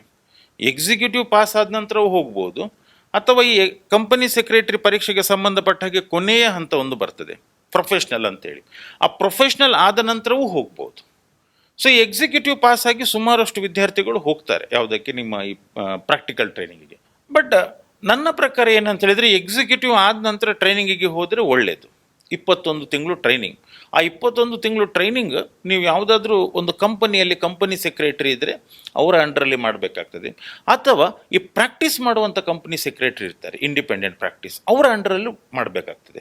ಸೊ ಎಲ್ಲೂ ಮಾಡಿದರೂ ತೊಂದರೆ ಇಲ್ಲ. ಸೊ ಅದು ಇನ್ಸ್ಟಿಟ್ಯೂಟ್ ಅವರನ್ನು ರೆಕಾಗ್ನೈಸ್ ಮಾಡಿರ್ತಾರೆ. ಆ ರೆಕಾಗ್ನೈಸ್ಡ್ ಕಂಪನೀಸ್ ಯಾರಿದ್ದಾರೆ, ರೆಕಾಗ್ನೈಸ್ಡ್ ಪ್ರಾಕ್ಟೀಸಿಂಗ್ ಕಂಪನಿ ಸೆಕ್ರೆಟರೀಸ್ ಯಾರಿದ್ದಾರೆ, ಅವರ ಅಂಡರಲ್ಲಿ 21 ತಿಂಗಳು ಟ್ರೈನಿಂಗ್. ಮತ್ತು ಈ ಟ್ರೈನಿಂಗ್ ಪೀರಿಯಡಲ್ಲಿ ಇನ್ಸ್ಟಿಟ್ಯೂಟ್ ಗೈಡ್ಲೈನ್ಸ್ನ ಪ್ರಕಾರ ಆ ಟ್ರೈನಿಂಗ್ ತಗೊಳ್ಳುವಂಥ ವಿದ್ಯಾರ್ಥಿಗಳಿಗೆ ಸ್ಟೈಫಂಡ್ ಕೊಡಬೇಕು ಅಂತ ಹೇಳಿದೆ. ಸೊ ಇನ್ಸ್ಟಿಟ್ಯೂಟ್ ಪ್ರಿಸ್ಕ್ರೈಬ್ ಮಾಡಿರುವಂಥ ಈಗಿನ ಅಮೌಂಟ್ 5,000 ರೂಪೀಸ್. ಸೊ ಯೂಶ್ವಲಿ ಜಾಸ್ತಿ ಅಮೌಂಟ್ ಇವತ್ತು ಟ್ರೈನಿಂಗ್ ಪೀರಿಯಡಲ್ಲಿ ವಿದ್ಯಾರ್ಥಿಗಳಿಗೆ ಸಿಗ್ತಾ ಇದೆ. ಸೊ ಕೆಲವೊಂದು ಕಂಪನಿಗಳು ನಮ್ಮ ಅಡ್ವರ್ಟೈಸ್ಮೆಂಟ್ ಕೊಡ್ತವೆ, ನಮಗೆ ಟ್ರೈನೀಸ್ ಬೇಕು ಅಂಥೇಳಿ. 20,000 25,000 ರೂಪಾಯಿ ಪ್ರತಿ ತಿಂಗಳು ಕೊಡುವಂಥ ಟ್ರೈನಿಂಗ್ ಟೈಮಲ್ಲಿ ಸ್ಟೈಫಂಡ್ ಕೊಡುವಂಥ ಕಂಪ್ನಿಗಳು ಕೂಡ ಇವೆ. ಅಂದ್ರೆ ಎಕ್ಸಿಕ್ಯೂಟಿವ್ ಲೆವೆಲ್ ಆಗಿ ಇದಕ್ಕೆ ಹೋಗುವವರು, ಟ್ರೈನಿಂಗ್ ಯಾರು ಹೋಗುವವರು ಇದ್ರೆ, ಅಂದ್ರೆ ಆ ಟ್ರೈನೀಸ್ ಕೂಡ ಇವತ್ತು ನಮಗೆ ಸಾಕಷ್ಟು ಸಂಖ್ಯೆಯಲ್ಲಿ ಸಿಗ್ತಾ ಇಲ್ಲ. ಜನ ಬೇಕು. ಸೊ ಒಂದೇನಂತ ಹೇಳಿದ್ರೆ ಈಗ ಈ ಕೋರ್ಸಿನ ಬಗ್ಗೆ ತುಂಬ ಮಾಹಿತಿಯ ಕೊರತೆ ಇದೆ. ಸೊ ವಿದ್ಯಾರ್ಥಿಗಳಿರ್ಬೋದು ಅಥವಾ ವಿದ್ಯಾರ್ಥಿಗಳ ಪಾಲಕರಿರ್ಬೋದು, ಅವರಿಗೆ ಈ ಕೋರ್ಸಿನ ಬಗ್ಗೆ ಅಷ್ಟೊಂದು ಮಾಹಿತಿ ಇಲ್ಲ ಏನು ಅಂತ ಹೇಳಿ. ಅಂದ್ರೆ CAಗೆ ಹೆಚ್ಚು ಹೋಗ್ತಾರಲ್ಲ, CA ಬಗ್ಗೆ ಒಂದು ಇದಿದೆ, ಅದು ಆಲ್ರೆಡಿ ಏನು ಪ್ರಚಾರ ಆಗಿದೆ. CA ಅದಕ್ಕೂ ಕೂಡ ಇದಿದೆ, ಬಟ್ ಇದರ ಬಗ್ಗೆ ಅಷ್ಟೊಂದು ಮಾಹಿತಿ ಇಲ್ಲ, ಮಾಹಿತಿಯ ಕೊರತೆ ಇದೆ. ಸೊ ಏನು ಮುಂದೆ ಅಂತ ಹೇಳಿ, ಅಂದ್ರೆ ಕಂಪನಿ ಸೆಕ್ರೆಟರಿ ಅಂದ್ರೆ ಸೆಕ್ರೆಟರಿ ಅಂತ ಹಾಗೆ ಏನೋ ಅದಂದ್ರೆ ಒಂದು ಇರುವಂತ ಒಂದು ಕಾಮನ್ ಒಂದು ಸೆಕ್ರೆಟರಿ ಅಂತ ಹೇಳಿದ್ರೆ ಏನ್ ಎಣಿಸ್ತಾರೆ ಅಂತ ಹೇಳಿದ್ರೆ, ಯಾರೋ ಒಬ್ಬ ಬಾಸ್ ಇರ್ತಾನೆ, ಅವ್ರ ಅಂಡರಲ್ಲಿ ನಾವು ಕೆಲಸ ಮಾಡಬೇಕು ಅಂತ. ಆದರೆ ಈ ಕಂಪನಿ ಸೆಕ್ರೆಟರಿ ಎನ್ನುವಂಥ ಇದು ಕ್ವಾಲಿಫಿಕೇಷನ್ ಏನಿದೆ, ಅಥವಾ ಈ ಒಂದು ಪೋಸ್ಟ್ ಏನಿದೆ, he is not secretary to any individual. ಒಬ್ಬ ವ್ಯಕ್ತಿಗೆ ಇವ ಸೆಕ್ರೆಟರಿ ಅಲ್ಲ. ಗೊತ್ತಿರ್ಬೋದು, ಕಾನೂನು ಕಲಿತವ್ರಿಗೆ ಗೊತ್ತಿರ್ಬೋದು, ಕಾನೂನಿನ ಕಣ್ಣಿನಲ್ಲಿ ಕಂಪನಿ ಕೂಡ ಒಂದು ವ್ಯಕ್ತಿ. ಸೊ ಈ ಕಂಪನಿ ಸೆಕ್ರೆಟರಿ ಯಾರಿಗೆ ಸೆಕ್ರೆಟರಿ ಅಂತ ಹೇಳಿದರೆ ಆ ಕಂಪನಿಗೆ ಸೆಕ್ರೆಟರಿ. ಆ ಕಂಪನಿಯ MDಗೆ ಸೆಕ್ರೆಟರಿ ಅಲ್ಲ, ಕಂಪನಿಯ CEO ಸೆಕ್ರೆಟರಿ ಅಲ್ಲ. ಸೊ ಆ ಕಂಪನಿಗೆ ಸೆಕ್ರೆಟರಿ ಅಂದರೆ ಕಂಪನಿ ಒಂದು ಕಾನೂನಿನ ಪ್ರಕಾರ ವ್ಯಕ್ತಿ. ಸೊ ಹಾಗಾಗಿ ಸೊ ಆ ಕಂಪನಿ ಏನು ಮಾಡಬೇಕು ಅಥವಾ ಆ ಕಂಪನಿ ಕೈಯಿಂದ ಏನೆಲ್ಲ ಆಗುವಂಥ ಕೆಲಸ ಇದೆ ಅದು ಪ್ರತಿಯೊಂದಕ್ಕೂ ಕೂಡ ಕಂಪನಿ ಸೆಕ್ರೆಟರಿಯ ಸಿಗ್ನೇಚರ್ ಬೇಕು. ನಿಮಗೆ ಗೊತ್ತಿರ್ಬೋದು, ಯಾವುದೇ ಒಂದು ಕಂಪನಿಯ ಇವತ್ತು ಬ್ಯಾಲೆನ್ಸ್ ಶೀಟ್ CAಗಳು ಮಾಡ್ಬೋದು, ಬೇರೆ ಬೇರೆ ಅಕೌಂಟೆಂಟ್ಸ್ನವರೆಲ್ಲ ಸೇರಿ ಮಾಡಿರ್ಬೋದು. ಬಟ್ ಅಲ್ಟಿಮೇಟ್ಲಿ ಆ ಬ್ಯಾಲೆನ್ಸ್ ಶೀಟಿಗೆ ಆ ಕಂಪನಿಯಲ್ಲಿ ಕಂಪನಿ ಸೆಕ್ರೆಟರಿ ಇದ್ದರೆ ಅವನದ್ದು ಕೂಡ ಒಂದು ಸಿಗ್ನೇಚರ್ ಬೇಕು. ಸೊ ಹಾಗಾಗಿ ಆ ಕಂಪನಿ ಸೆಕ್ರೆಟರಿ ಏನಿದ್ದಾನೆ, ಸೊ ಆ ಪೋಸ್ಟ್ ಒಂದು ಅಷ್ಟು ಮಹತ್ವ ಇರುವಂಥ ಪೋಸ್ಟ್ ನಮ್ಮ ಕಂಪನಿ ಕಾನೂನಿನ ಪ್ರಕಾರ. ಸೊ ಕಂಪನಿ ಕಾನೂನಿನಲ್ಲಿ ಕಂಪನಿ ಬಿಟ್ಟರೆ ನನಗನ್ಸ್ತದೆ ಮತ್ತೊಂದು ವರ್ಡ್ ಹೈಯೆಸ್ಟ್ ರಿಪೀಟ್ ಆಗಿರುವಂಥದ್ದು company secretary word. Okay okay. So ಇದು ಎಕ್ಸಿಕ್ಯೂಟಿವ್ ಲೆವೆಲ್ ಆದ ನಂತರ ಸರ್? ಹಾಂ, ಎಕ್ಸಿಕ್ಯೂಟಿವ್ ಲೆವೆಲ್ ಆಯಿತು, ಟ್ರೈನಿಂಗ್ ನಡೀತಾ ಉಂಟು. ಆ ಟ್ರೈನಿಂಗ್ ಟೈಮಲ್ಲಿ ಕಂಪನಿ ಸೆಕ್ರೆಟರಿಯ ಕೊನೆಯ ಹಂತದ ಪರೀಕ್ಷೆಯನ್ನು ಬರೀಬೇಕು. ಅದಕ್ಕೆ ನಾವು ಕಂಪನಿ ಸೆಕ್ರೆಟರಿ ಪ್ರೊಫೆಷ್ನಲ್ ಅಂಥೇಳಿ ಕರಿತೇವೆ. ಸೊ ಈ ಕಂಪನಿ ಸೆಕ್ರೆಟರಿ ಪ್ರೊಫೆಷ್ನಲಲ್ಲಿ ನೀವು ಎಕ್ಸಿಕ್ಯೂಟಿವ್ಲಿ ಏನು ಕಲ್ತಿರ್ತೀರ ಅದೇ ಪೇಪರ್ಸ್ ಎಕ್ಸ್ಟೆನ್ಷನ್ ಆಗಿ ಬರುವಂಥದ್ದು. ಲೈಕ್ ಸೆಕ್ರೆಟರಿಯಲ್ ಆಡಿಟ್ ಅಂಥೇಳಿ, ಮತ್ತು ಟ್ಯಾಕ್ಸ್ ಲಾ ಆ್ಯಂಡ್ ಪ್ರಾಕ್ಟೀಸ್ ಅಂಥೇಳಿ, ಮತ್ತು ಕ್ಯಾಪಿಟಲ್ ಮಾರ್ಕೆಟ್ಗೆ ಸಂಬಂಧಪಟ್ಟ ಸಬ್ಜೆಕ್ಟ್ಸ್. ಸೊ 8 ಪೇಪರ್ಸ್ ಬರ್ತದೆ. ಸೊ ಈ 8 ಪೇಪರ್ಸಲ್ಲೂ ಕೂಡ passing criteria same, 50% average marks ಬರಬೇಕು, 40 ಮಾರ್ಕ್ಗಿಂತ ಕಮ್ಮಿ ಇರಬಾರ್ದು ಒಂದು ಪೇಪರಲ್ಲಿ. ಸೊ ಆವಾಗ ನೀವು ಪ್ರೊಫೆಷ್ನಲ್ ಕ್ವಾಲಿಫೈ ಆದಾಗ. ಅಂದರೆ ಕಂಪನಿ ಸೆಕ್ರೆಟರಿ ಕೋರ್ಸ್ನ ಬಗ್ಗೆ ಓವರಾಲ್ ಆಗಿ ಇದು ಯಾವ ಥರ ಮಾಡ್ಬೋದು ಸಮ್ಮರೈಸ್ ಮಾಡಿ ಹೇಳೋದಾದರೆ, 12th ಪಾಸ್ ಆದವರು ಪ್ರಥಮವಾಗಿ CS CT ಮುಗಿದಾದ ನಂತರ CS ಎಕ್ಸಿಕ್ಯೂಟಿವ್ ಮುಗಿದ ನಂತರ ಟ್ರೈನಿಂಗ್ ಮತ್ತು CS ಪ್ರೊಫೆಷ್ನಲ್. ಸೊ ಈ ರೀತಿ ಬರ್ತದೆ. ಅದೇ ಡಿಗ್ರಿ ಪಾಸ್ ಆದವರು CS ಎಕ್ಸಿಕ್ಯೂಟಿವ್, ಅದಾದ ನಂತರ ಟ್ರೈನಿಂಗ್, ಅದಾದ ನಂತರ CS ಪ್ರೊಫೆಷ್ನಲ್. ಸೊ ಇದಿಷ್ಟನ್ನು ಮುಗಿಸಿ ಅವರು ಕಂಪನಿ ಸೆಕ್ರೆಟರಿ ಆಗ್ಬೋದು. ಸೊ ಇಲ್ಲಿ ಮತ್ತೊಂದು ಇದರ ಮಿಡ್ಲಲ್ಲಿ ನಮ್ಮ ಇನ್ಸ್ಟಿಟ್ಯೂಟ್ನವರು ಒಂದಷ್ಟು ಕೆಲವೊಂದು ಕಮ್ಯುನಿಕೇಷನಿಗೆ ಸಂಬಂಧಪಟ್ಟ ಕೋರ್ಸ್ಗಳನ್ನು ಮಾಡ್ತಾರೆ. ಈಗ ಫಾರ್ ಎಕ್ಸಾಂಪಲ್ ಎಲ್ಲ ಕೋರ್ಸ್ ಮುಗಿದಾದ ನಂತರ 30 days MSOP ಅಂಥೇಳಿ ಮ್ಯಾನೇಜ್ಮೆಂಟ್ ಸ್ಕಿಲ್ಸಿಗೆ ಸಂಬಂಧಪಟ್ಟ ಕೋರ್ಸನ್ನು ಮಾಡ್ತಾರೆ. ಅದನ್ನು ಕೂಡ ಮ್ಯಾಂಡೇಟರಿಯಾಗಿ ಮಾಡಬೇಕು. ಮತ್ತು ಎಕ್ಸಿಕ್ಯೂಟಿವ್ ಪರೀಕ್ಷೆ ಬರೆಯುವ ಮೊದಲು 1 ದಿವಸದ್ದು 1 day ಓರಿಯೆಂಟೇಷನ್ ಪ್ರೋಗ್ರಾಮ್ ಅಂಥೇಳಿ ಮಾಡ್ತಾರೆ. ಮತ್ತೊಂದು ಎಕ್ಸಿಕ್ಯೂಟಿವ್ ಪಾಸ್ ಆದ ನಂತರ ಎಕ್ಸಿಕ್ಯೂಟಿವ್ ಡೆವಲಪ್ಮೆಂಟ್ ಪ್ರೋಗ್ರಾಮ್ ಅಂಥೇಳಿ ಮಾಡ್ತಾರೆ. ಸೊ ಇದು ಈ ಕೋರ್ಸಿನ ಕೆಲವೊಂದು ನಮ್ಮ ಇನ್ಸ್ಟಿಟ್ಯೂಟ್ ಸೈಡಿಂದ ಮಾಡುವಂಥ ಕೆಲವೊಂದು ಕೋರ್ಸಸ್, ಕಮ್ಯುನಿಕೇಷನ್ಗೆ ಸಂಬಂಧಪಟ್ಟ ಹಾಗೆ ಅಥವಾ ಕೆಲವೊಂದು ಸಾಫ್ಟ್ ಸ್ಕಿಲ್ಗೆ ಸಂಬಂಧಪಟ್ಟ ಹಾಗೆ. ಸೊ ಇದೆಲ್ಲ ಓವರಾಲ್ ಆಗಿ ಸೊ ಅದೇ ಈ PUC ಆದವರಿಗೆ 3 ಹಂತ, ಡಿಗ್ರಿ ಆದವರಿಗೆ 2 ಹಂತ. 3 ಹಂತ ಯಾವುದು ಅಂತ ಹೇಳಿದರೆ CS CET, ಎಕ್ಸಿಕ್ಯೂಟಿವ್, ಪ್ರೊಫೆಷ್ನಲ್. ಅದೇ ಡಿಗ್ರಿ ಆದವರಿಗೆ ಎಕ್ಸಿಕ್ಯೂಟಿವ್, ಪ್ರೊಫೆಷ್ನಲ್. ಅದರ ಮಿಡ್ಲಲ್ಲಿ ಟ್ರೈನಿಂಗ್ ಅಂತ ಹೇಳಿದರೆ ಪ್ರಾಕ್ಟಿಕಲ್ಲು ಬಂತು, ಸಾಫ್ಟ್ ಸ್ಕಿಲ್ ಟ್ರೈನಿಂಗು ಬಂತು. ಸೊ ಇದು ಓವರಾಲ್ ಒಂದು ಟ್ರೈನಿಂಗ್ ಸ್ಟ್ರಕ್ಚರ್ ನಮ್ಮ ಕಂಪನಿ ಸೆಕ್ರೆಟರಿ ಕೋರ್ಸಿಗೆ ಸಂಬಂಧಪಟ್ಟ ಹಾಗೆ. ಅಂದರೆ ಈಗ ಒಂದು ಆವ್ರೇಜ್ ವಿದ್ಯಾರ್ಥಿ ಎಷ್ಟು ಸಮಯದಲ್ಲಿ ಈ ಕೋರ್ಸನ್ನು ಮುಗಿಸ್ಬೋದು ಸರ್, ಸರಿಯಾಗಿ ಅದಕ್ಕೆ ಡೆಡಿಕೇಶನ್ ಟೈಮ್ ಹಾಕಿ? ಎಲ್ಲವೂ ಒಂದೇ ಅಟೆಂಪ್ಟಲ್ಲಿ ಮುಗಿದು ಹೋದರೆ ಸಾಧಾರಣ 3.5 ವರ್ಷದಲ್ಲಿ ಈ ಕೋರ್ಸ್ ಮುಗೀತದೆ. ಒಂದೇ ಅಟೆಂಪ್ಟಲ್ಲಿ, ಅಂದರೆ PUC ನಂತರ ಒಂದೇ ಅಟೆಂಪ್ಟಲ್ಲಿ ಎಲ್ಲವೂ ಆಗ್ತಾ ಹೋದರೆ 3.5 ಇಂದ 4 ವರ್ಷ ಮ್ಯಾಕ್ಸಿಮಮ್ ನಿಮ್ಮ ಟ್ರೈನಿಂಗ್ ಎಲ್ಲ ಸೇರಿ ಕಂಪನಿ ಸೆಕ್ರೆಟರಿ ಕೋರ್ಸ್ ಮುಗಿದು ಹೋಗ್ತದೆ. ಒಂದು ಸ್ವಲ್ಪ ಅಟೆಂಪ್ಟ್ ಆಚೀಚೆ ಆದರೆ ಒಂದು ಸ್ವಲ್ಪ ಟೈಮ್ ತಾಗಬಹುದು. ಹಾಗಾಗಿ ಮತ್ತೆ ಒಂದು ಏನಂತ ಹೇಳಿದರೆ ನಮ್ಮ ಕಂಪನಿ ಸೆಕ್ರೆಟರಿ ಕೋರ್ಸಲ್ಲಿ ಅಟೆಂಪ್ಟಿಗೆ ಯಾವುದೇ ಲಿಮಿಟ್ ಇಲ್ಲ, ಎಷ್ಟು ಅಟೆಂಪ್ಟ್ ಕೂಡ ಮಾಡಬಹುದು. ಏಜ್ ಲಿಮಿಟು ಕೂಡ ಇಲ್ಲ. ಎಷ್ಟು ವರ್ಷ ಆದವರು ಕೂಡ ಇದಕ್ಕೆ ಜಾಯಿನ್ ಆಗ್ಬೋದು. ಈಗ ನಾನು ನೋಡಿದ್ದೇನೆ ಕೆಲವರು ಎಂಪ್ಲಾಯ್ಮೆಂಟಿಂದ ರಿಟೈರ್ ಆದ ನಂತರ ಈ ಕೋರ್ಸಿಗೆ ಜಾಯಿನ್ ಆಗಿ ಕೋರ್ಸ್ ಮಾಡಿದವರು ಇದ್ದಾರೆ. ರಿಟೈರ್ಡ್ ಆಗಿ ಕಂಪನಿ ಸೆಕ್ರೆಟರಿ ಕೋರ್ಸ್ ಮಾಡಿದವರು ಇದ್ದಾರೆ. ಕೆಲವರು 40 ವರ್ಷಕ್ಕೆ 50 ವರ್ಷಕ್ಕೆ ಈ ಕೋರ್ಸ್ ಜಾಯಿನ್ ಆಗಿ ಕೋರ್ಸ್ ಮಾಡಿದವರು ಇದ್ದಾರೆ. ಸೊ ಹಾಗಾಗಿ ಈ ಕೋರ್ಸಿಗೆ ಇರುವಂಥದ್ದು ಮಿನಿಮಮ್ ಏಜ್ ಮಾತ್ರ, ಮ್ಯಾಕ್ಸಿಮಮ್ ಏಜ್ ಏನಿಲ್ಲ. ಮಿನಿಮಮ್ ಏಜ್ ಅಂದರೆ PUC ಆಗಿರಬೇಕು. ಅದೊಂದು ಬಿಟ್ಟರೆ ಮ್ಯಾಕ್ಸಿಮಮ್ ಏಜ್ ಯಾವುದಿಲ್ಲ, ಯಾರು ಕೂಡ ಎಂಟ್ರ್ ಆಗ್ಬೋದು. ಓಕೆ ಸರ್, ತಮ್ಮ ಎಕ್ಸ್ಪೀರಿಯನ್ಸಲ್ಲಿ ಒಂದು ಈ ಡಿಫಿಕಲ್ಟಿ ಲೆವೆಲ್ ಹೇಗೆ ಸರ್ ಈ ಸಬ್ಜೆಕ್ಟ್ಸ್ಗಳ CSಗೆ ಪ್ರಿಸ್ಕ್ರೈಬ್ ಆಗಿರುವಂಥ ಸಬ್ಜೆಕ್ಟ್ಸ್ಗಳದ್ದು? ನಮ್ಮ ಕಂಪನಿ ಸೆಕ್ರೆಟರಿ ಕೋರ್ಸಲ್ಲಿ ಪ್ರಿಸ್ಕ್ರೈಬ್ ಆಗಿರುವಂಥ ಸಬ್ಜೆಕ್ಟ್ ಹೇಗೆ ಅಂತ ಹೇಳಿದರೆ, ಈ ಕಂಪನಿ ಒಂದು ಆಪ್ರೇಟ್ ಆಗಬೇಕಾದ್ರೆ ಅದಕ್ಕೆ ಅದರದ್ದೇ ಆದ ಯಾವುದೆಲ್ಲ ಕಾನೂನಿದೆ ಮತ್ತು ಅದಕ್ಕೆ ಅದರದ್ದೇ ಆದ ಯಾವುದೆಲ್ಲ ಸಿಸ್ಟಮ್ಸ್ ಇದೆ, ಆ ಸಬ್ಜೆಕ್ಟ್ಸನ್ನೇ ಪ್ರಿಸ್ಕ್ರೈಬ್ ಮಾಡಿದ್ದಾರೆ. ಮತ್ತೊಂದು ನಮ್ಮ ಕಂಪನಿ ಸೆಕ್ರೆಟರಿ ಸಿಲೆಬಸ್ ಹೇಗೆ ಅಂತ ಹೇಳಿದರೆ ಹೈಲಿ ಅಪ್ಡೇಟೆಡ್ ಸಿಲೆಬಸ್. ಈ ಕಾರ್ಪೊರೇಟ್ ಸೆಕ್ಟರ್ ಇವತ್ತಿನ ದಿನಕ್ಕೆ ಯಾವುದು ಡಿಮ್ಯಾಂಡಿಗಿದೆ ಅದನ್ನೇ ಅವರು ಸಿಲೆಬಸ್ಸಲ್ಲಿ ಅಳವಡಿಸ್ತಾರೆ. ಈಗ ಉದಾಹರಣೆಗೆ ಕಂಪ್ನಿ ಲಾ ಇರ್ಬೋದು, ಅದು ಕೋರ್ ಸಬ್ಜೆಕ್ಟ್ ಯಾವುದರಲ್ಲಿ ನಮ್ಮ ಕಂಪನಿ ಸೆಕ್ರೆಟರಿಲಿ.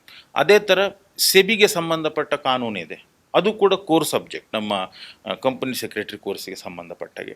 ಅದಲ್ಲದೆ ಈಗ ಫಾರಿನ್ ಎಕ್ಸ್ಚೇಂಜಿಗೆ ಸಂಬಂಧಪಟ್ಟ ಕಾನೂನು, ಅಂದರೆ ಆಲ್ಮೋಸ್ಟ್ ನಮ್ಮ ಕಂಪನಿ ಸೆಕ್ರೆಟರಿ ಸಿಲೆಬಸ್ಸಲ್ಲಿ ಹೇಗೆ ಅಂತ ಹೇಳಿದರೆ ಒಂದು 65-70% ಕಾನೂನಿಗೆ ಸಂಬಂಧಪಟ್ಟದ್ದೇ ಇರ್ತದೆ, ಲಾ ಸಂಬಂಧಪಟ್ಟದ್ದೇ ಇರುವಂಥದ್ದು.